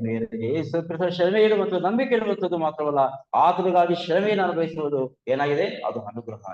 కాబట్టి ఆయన నామములో రక్షణ పొందడం మాత్రమే కాదు, శ్రమ పొందడం కూడా మనకు అనుగ్రహించారు. ಕಡೆಗಾಗಿ ನಾವು ನೋಡೋಣ, చివరిగా మనం చూద్దాం ಯೋಹಾನ ಬರೆದ ಸುವಾರ್ತೆ యోహాను రాసిన సువార్త 15ನೇ అధ్యాಯ 15వ అధ్యాయం 15ನೇ ಅಧ್ಯಾಯ 15వ అధ్యాయం 7ನೇ ವಚನವನ್ನು ಓದೋಣ. 7వ వచనం చూడండి. నా యందు మీరును 17వ వచనం 15:7 నా యందు మీరును మీ యందు నా మాట నిలిచి ఉన్నట్లా మీకేది ఇష్టమో అడుగుడి, అది మీకు అనుగ్రహింపబడు. వెంటనే మీరు బహుగా ఫలించటం వలన నా తండ్రి మహిమపరచబడు. ನೀವು ಬಹಳವಾಗಿ ಫಲ ಕೊಡುವುದರಿಂದ మీరు మీరు బహుగా ఫలించటం వలన నా తండ్రి మహిమ ಯಾರು ಮಹಿಮೆ ಹೊಂದುವಂತವರಾಗಿದ್ದಾರೆ? ఎవరు మహిమ పొందేవారు ఉన్నారు? ದೇವರಿಗೆ ಫಲವನ್ನು ಕೊಡುವಂತವನು. దేవునికి ఫలం ఇచ్చేవాడు. ದೇವರ ನಂಬಿಕೆ ಇದ್ರೆ ಸಾಲದು, దేవుని యందు నమ్మకం ఉంచడం చాలు, ರಕ್ಷಣೆ ಹೊಂದಿದ್ರೆ ಸಾಲದು. రక్ష పొందడం చాలు. ಅವನಿಗೆ ಏನಾಗಿದ್ದಾನೆ ಅಂತಂದ್ರೆ వారు ఏమైనా ಅವನು ಫಲವನ್ನು ಕೊಡುವಂತವನಾಗಿದ್ದಾನೆ. వారు ఫలం ఇచ్చేవారు ಅವನು ఉన్నారు. ದೇವರಿಗಾಗಿ ಫಲವನ್ನು ಕೊಡುವಂತವನಾಗಿದ್ದಾನೆ. దేవుని కొరకు ఫలం ఇచ్చేవారు. ನಾವು ಅನೇಕ ಸಾರಿ ರಕ್ಷಣೆ ಹೊಂದಿದ್ದೇವೆ. మనం అనేక పర్యాయాలు మన అందరూ అనేక మంది రక్షణ 20 ವರ್ಷ 30 ವರ್ಷ 10 ವರ್ಷ ನಾವು ರಕ್ಷಣೆ ಹೊಂದಿದ್ದೇವೆ. 20 సంవత్సరాలు 30 సంవత్సరాలు ನಾವು ಸಭೆಯಲ್ಲಿ ಆರಾಧನೆಗಾಗಿ ಬರ್ತೇವೆ, సంఘములో ఆరాధనకు వస్తాం, ರೊಟ್ಟಿಯಲ್ಲಿ ಪಾತ್ರೆಯಲ್ಲಿ ಪಾಲು ತೆಗೆದುಕೊಳ್ತೇವೆ, రొట్టె తర్వాత పాత్రలో ಕಾಣಿಕೆಗಳನ್ನು ಕೊಡ್ತೇವೆ. కానుకలు ఇస్తున్నాం. ಅದು ಯಾವುದೇ ವಿಷಯದಲ್ಲೂ ಕೂಡ ದೇವರಿಗಾಗಿ ಅಭಿವೃದ್ಧಿ ಇಲ್ಲದೆ ಇರುವಂತಹ ವಿಷಯಗಳನ್ನು ನಾವು ನೋಡ್ತೇವೆ. అట్లయితే దేవుని కొరకు ఏ అభివృద్ధి లేకుండా ఉంటున్నాం. ದೇವರಲ್ಲಿ ನಂಬಿಕೆ ಇಟ್ಟಂತವನು, దేవుని యందు నమ్మకం ಅವನು ఉంచి ದೇವರಿಗಾಗಿ ಫಲವನ್ನು ಕೊಡುವಂತವನಾಗಿದ್ದಾನೆ. దేవుని కొరకు ఫలించేవారు ఉన్నారు. ದೇವರಿಗಾಗಿ ಬಹಳವಾಗಿ ಫಲಗೊಂಡು ದೇವರಿಗೆ ಮಹಿಮೆ. కాబట్టి దేవుని కొరకు ఫలమిచ్చిన ನನಗೋಸ್ಕರ ನನ್ನ ಜೀವಿತ ನಿನ್ನ ಜೀವಿತದ ದೇವರಿಗೆ ಫಲವನ್ನು ಕೊಡುವಂತದ್ದಾಗಿರಬೇಕು. నీ జీవితంలో నా జీవితంలో దేవునికి ఫలమిచ్చేవారు ఉన్నారు. ಕರ್ತನಾಗಿರುವಂತಹ ಯೇಸು ಕ್ರಿಸ್ತನು ప్రభువైన యేసు ಆ క్రీస్తు ಅಂಜೂರದ ಗಿಡವನ್ನು ನೋಡುವಾಗ అది అంజూరపు చెట్టుని చూసి ಆ ಎಲೆಗಳು ಇದ್ದವು, ఆ ఆకులు లేవు, ಅದರಲ್ಲಿ ಆ ಹಣ್ಣುಗಳು ಇರಲಿಲ್ಲ. ఆ ఆకులు ఉన్నాయి కానీ పళ్ళు లేవు. ಯೇಸು ಕ್ರಿಸ್ತ ಬಹಳವಾಗಿ ಹಸಿದವನಾಗಿರುವಾಗ కాబట్టి దాన్ని చూసి ఇదిగో చాలా కష్టం ఆయన ಆ ಅಂಜೂರದ ಮರವನ್ನು ನೋಡುವಾಗ ಆ ಅಂಜೂರದ ಮರದ ಎಲೆಗಳು ಏನಿರಲಿಲ್ಲ, ಹಣ್ಣುಗಳಿವೆ. కాబట్టి ఇదిగೋ ఆకులు ఉన్నాయి కానీ ఫలాలు లేవు ఆ చెట్టు. ಆ ಅಂಜೂರದ ಗಿಡವನ್ನ ಕರ್ತನ ಶಪಿಸಿದಂತೆಲ್ಲ ನಾವು ನೋಡ್ತೇವೆ. కాబట్టి అంజూరపు చెట్టు ప్రభువు శపించినట్లుగా చూస్తాం. ಅದು ವಾಕ್ಯ ನಾವು ನೋಡ್ತೇವೆ. ఆ వాక్యం చూస్తున్నాం. ಆಜ್ಞೆಯನ್ನು ನಾವು ಅದೇ ಮಲಾಕಿ 1ನೇ ವರ್ಷ ನಾವು ನೋಡಿದ್ದೇವೆ. కాబట్టి మలాకి 2వ అధ్యాయం 1వ వచనం ನನ್ನ చూస్తాం. ನಾಮವನ್ನು ಘನಪಡಿಸಬೇಕೆಂಬುದಾಗಿ, కాబట్టి నా నామమును ఘనపరచాలి, ದೇವರ ನಾಮವನ್ನು ಘನಪಡಿಸಬೇಕೆಂಬುದಾಗಿ. దేవుని నామమును ఘనపరచాలి. ಯಾವ ರೀತಿ ನಾವು ಘನಪಡಿಸ್ತೇವೆ? ఏ విధంగా మనం ఘనపరచాలి? ದೇವರಿಗೆ ಫಲವನ್ನು ಕೊಡುವುದರ ಮೂಲಕವಾಗಿ, దేవునికి ఫలం ఇవ్వడం ద్వారా, ದೇವರಿಗೋಸ್ಕರವಾಗಿ ಶ್ರಮೆಯನ್ನು ಅನುಭವಿಸುವುದರ ಮೂಲಕವಾಗಿ, దేవుని కొరకు శ్రమ పడడం ద్వారా, ದೇವರಿಗೋಸ್ಕರವಾಗಿ ಆಹಾರ ಪ್ರತ್ಯೇಕವಾಗಿರುವುದರ ಮೂಲಕವಾಗಿ, దేవుని కొరకు ప్రత్యేకంగా ఉండడం ద్వారా ಅಂತಂದಾಗ ದೇವರಿಗಾಗಿ ನಾವು ಫಲವನ್ನು ಕೊಡುವಂತ, దేవునికి ఫలం ఇచ్చేవారు. ದೇವರಿಗೆ ಯಾವ ವಿಷಯದಲ್ಲಿ ನಾವು ದೇವರಿಗೆ ಫಲವನ್ನು ಕೊಡಬೇಕು, ఏ విషయంలో దేవునికి ఫలం ఇస్తాము? ನಮ್ಮ మీద ಅದನ್ನ ಅಪೇಕ್ಷೆ ಪಡೆದು ಫಲವನ್ನು ಕೊಡಬೇಕೆಂಬುದಾಗಿ. కాబట్టి నమ్మి ఆయన కొరకు ఫలం ఇచ్చేవారు. ಫಲ ಕೊಡದಿರುವಂತ ಮರವನ್ನು ಆರದ ಅಗ್ನಿಗೆ ಅದನ್ನು ಹಾಕುವಂತನಾಗಿ, మనము ఫలించకపోయినట్లయితే ఆరని అగ్నిలో వేయబడతాం. ದೇವರಿಗೆ ನಾವು ಫಲವನ್ನು ಕೊಡಬೇಕು ಅಂತ ಹೇಳಿ, దేవుని కొరకు మనం ఫలం ఇవ్వాలి. ನಮ್ಮಿಂದ ಅದನ್ನು ಇಷ್ಟಪಡುವಂತ ಅಪೇಕ್ಷೆ ಪಡುವಂತದ್ದು ಆ ಫಲ ಎಂಬುದಾಗಿ ನಾವು కాబట్టి నమ్మి ఆయన కొరకు అపేక్షించాలి. ಯಾವ ರೀತಿಯಾಗಿ ನಾವು ಫಲವನ್ನು ದೇವರಿಗೆ ಕೊಡಬೇಕೆಂಬುದಾಗಿ ఎటువంటి ఫలాన్ని దేవుని కొరకు ಕೊಲೊಸ್ಸೆ ಪತ್ರಿಕೆ 1ನೇ ಅಧ್ಯಾಯ, కొలసీలకు రాసిన మొదటి ಕೊಲೊಸ್ಸೆ ಪತ್ರಿಕೆ 1ನೇ ಅಧ್ಯಾಯ కొలసీ పత్రిక మొదటి అధ్యాయం 9ನೇ ವಚನವನ್ನು 9వ వచనం చూడండి.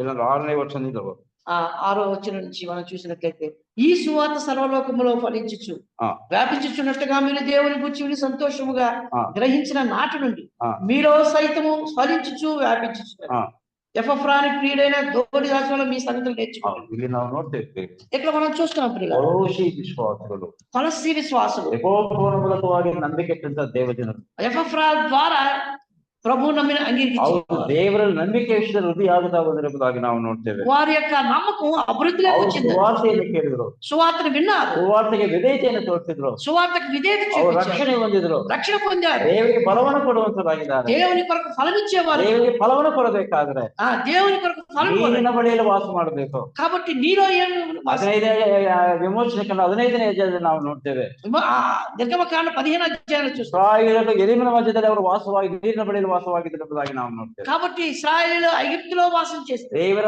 ವಾಕ್ಯದ ಫಲವನ್ನು ಕೊಡಬೇಕಾದ್ರೆ దేవుని కొరకు మనం ఫలం ఇచ్చాలని, ನಾವು ನೀರಿನ ಬಳಿಯಲ್ಲಿ ನಾವು ಇರಬೇಕು. కాబట్టి దేవుని కొరకు విధేయులై ఉండాలి. ನಾವು ನೋಡಬಾರ್ದು. ఇక్కడ మనం చూసినప్పుడు ದಾವೀದನು ಹೇಳ್ತಾ ಇದ್ದಾರೆ, దావీదు చెప్తున్నాడు, 2ನೇ ವಚನವನ್ನು ಓದೋಣ. ಕೀರ್ತನೆ 1ನೇ ಅಧ್ಯಾಯ 2ನೇ ವಚನ. కీర్తన 1వ అధ్యాయం 2వ వచనం. కీర్తన 1వ అధ్యాయం 2వ వచనం. దుష్టుల ఆలోచన చెప్పున్నాడు, యెహోవా తన శాస్త్రమును ఆనందించు, దివారాత్రము దాన్ని ధ్యానించువాడు. 3ನೇ వచನ. అతడు నీటి కాలంలో ఎవరు నాటబడినదై ఆకువాడికి తన కాలం ముందు ఫలమిచ్చు. ನೀರಿನ ಕಾಲುವೆಗಳ ಬಳಿಯಲ್ಲಿ ಬೆಳೆದಿರುವ ಮರದ ಹಾಗಿರುವನು, ಅಂತ ಮರವು ತಕ್ಕ ಕಾಲದಲ್ಲಿ ಫಲ ಕೊಡುತ್ತದಲ್ಲ ಎಂದು ಎಲೆ ಬಾಳುವುದೇ. ಇಲ್ಲಿ ನಾವು ನೋಡ್ತೇವೆ, ఇక్కడ మనం చూస్తున్నాం ದಾವೀದನು ಎಲ್ಲಿದ್ದಾನೆ? దావీదు ఎక్కడ ఉన్నాడు? ನೀರಿನ ಸಮೀಪದಲ್ಲಿದ್ದಾನೆ. ఆ నీటికి సమీపంగా ఉన్నాడు. ಅದು ಫಲ ಕೊಡುವಂತ ಆತನಾಗಿದ್ದಾನೆ. అతడు ఫలం ఇచ్చేవాడు. ನಾವು ನೀರಿನ ಬಳಿಯಲ್ಲಿ ನಾವು ಇರಬೇಕು.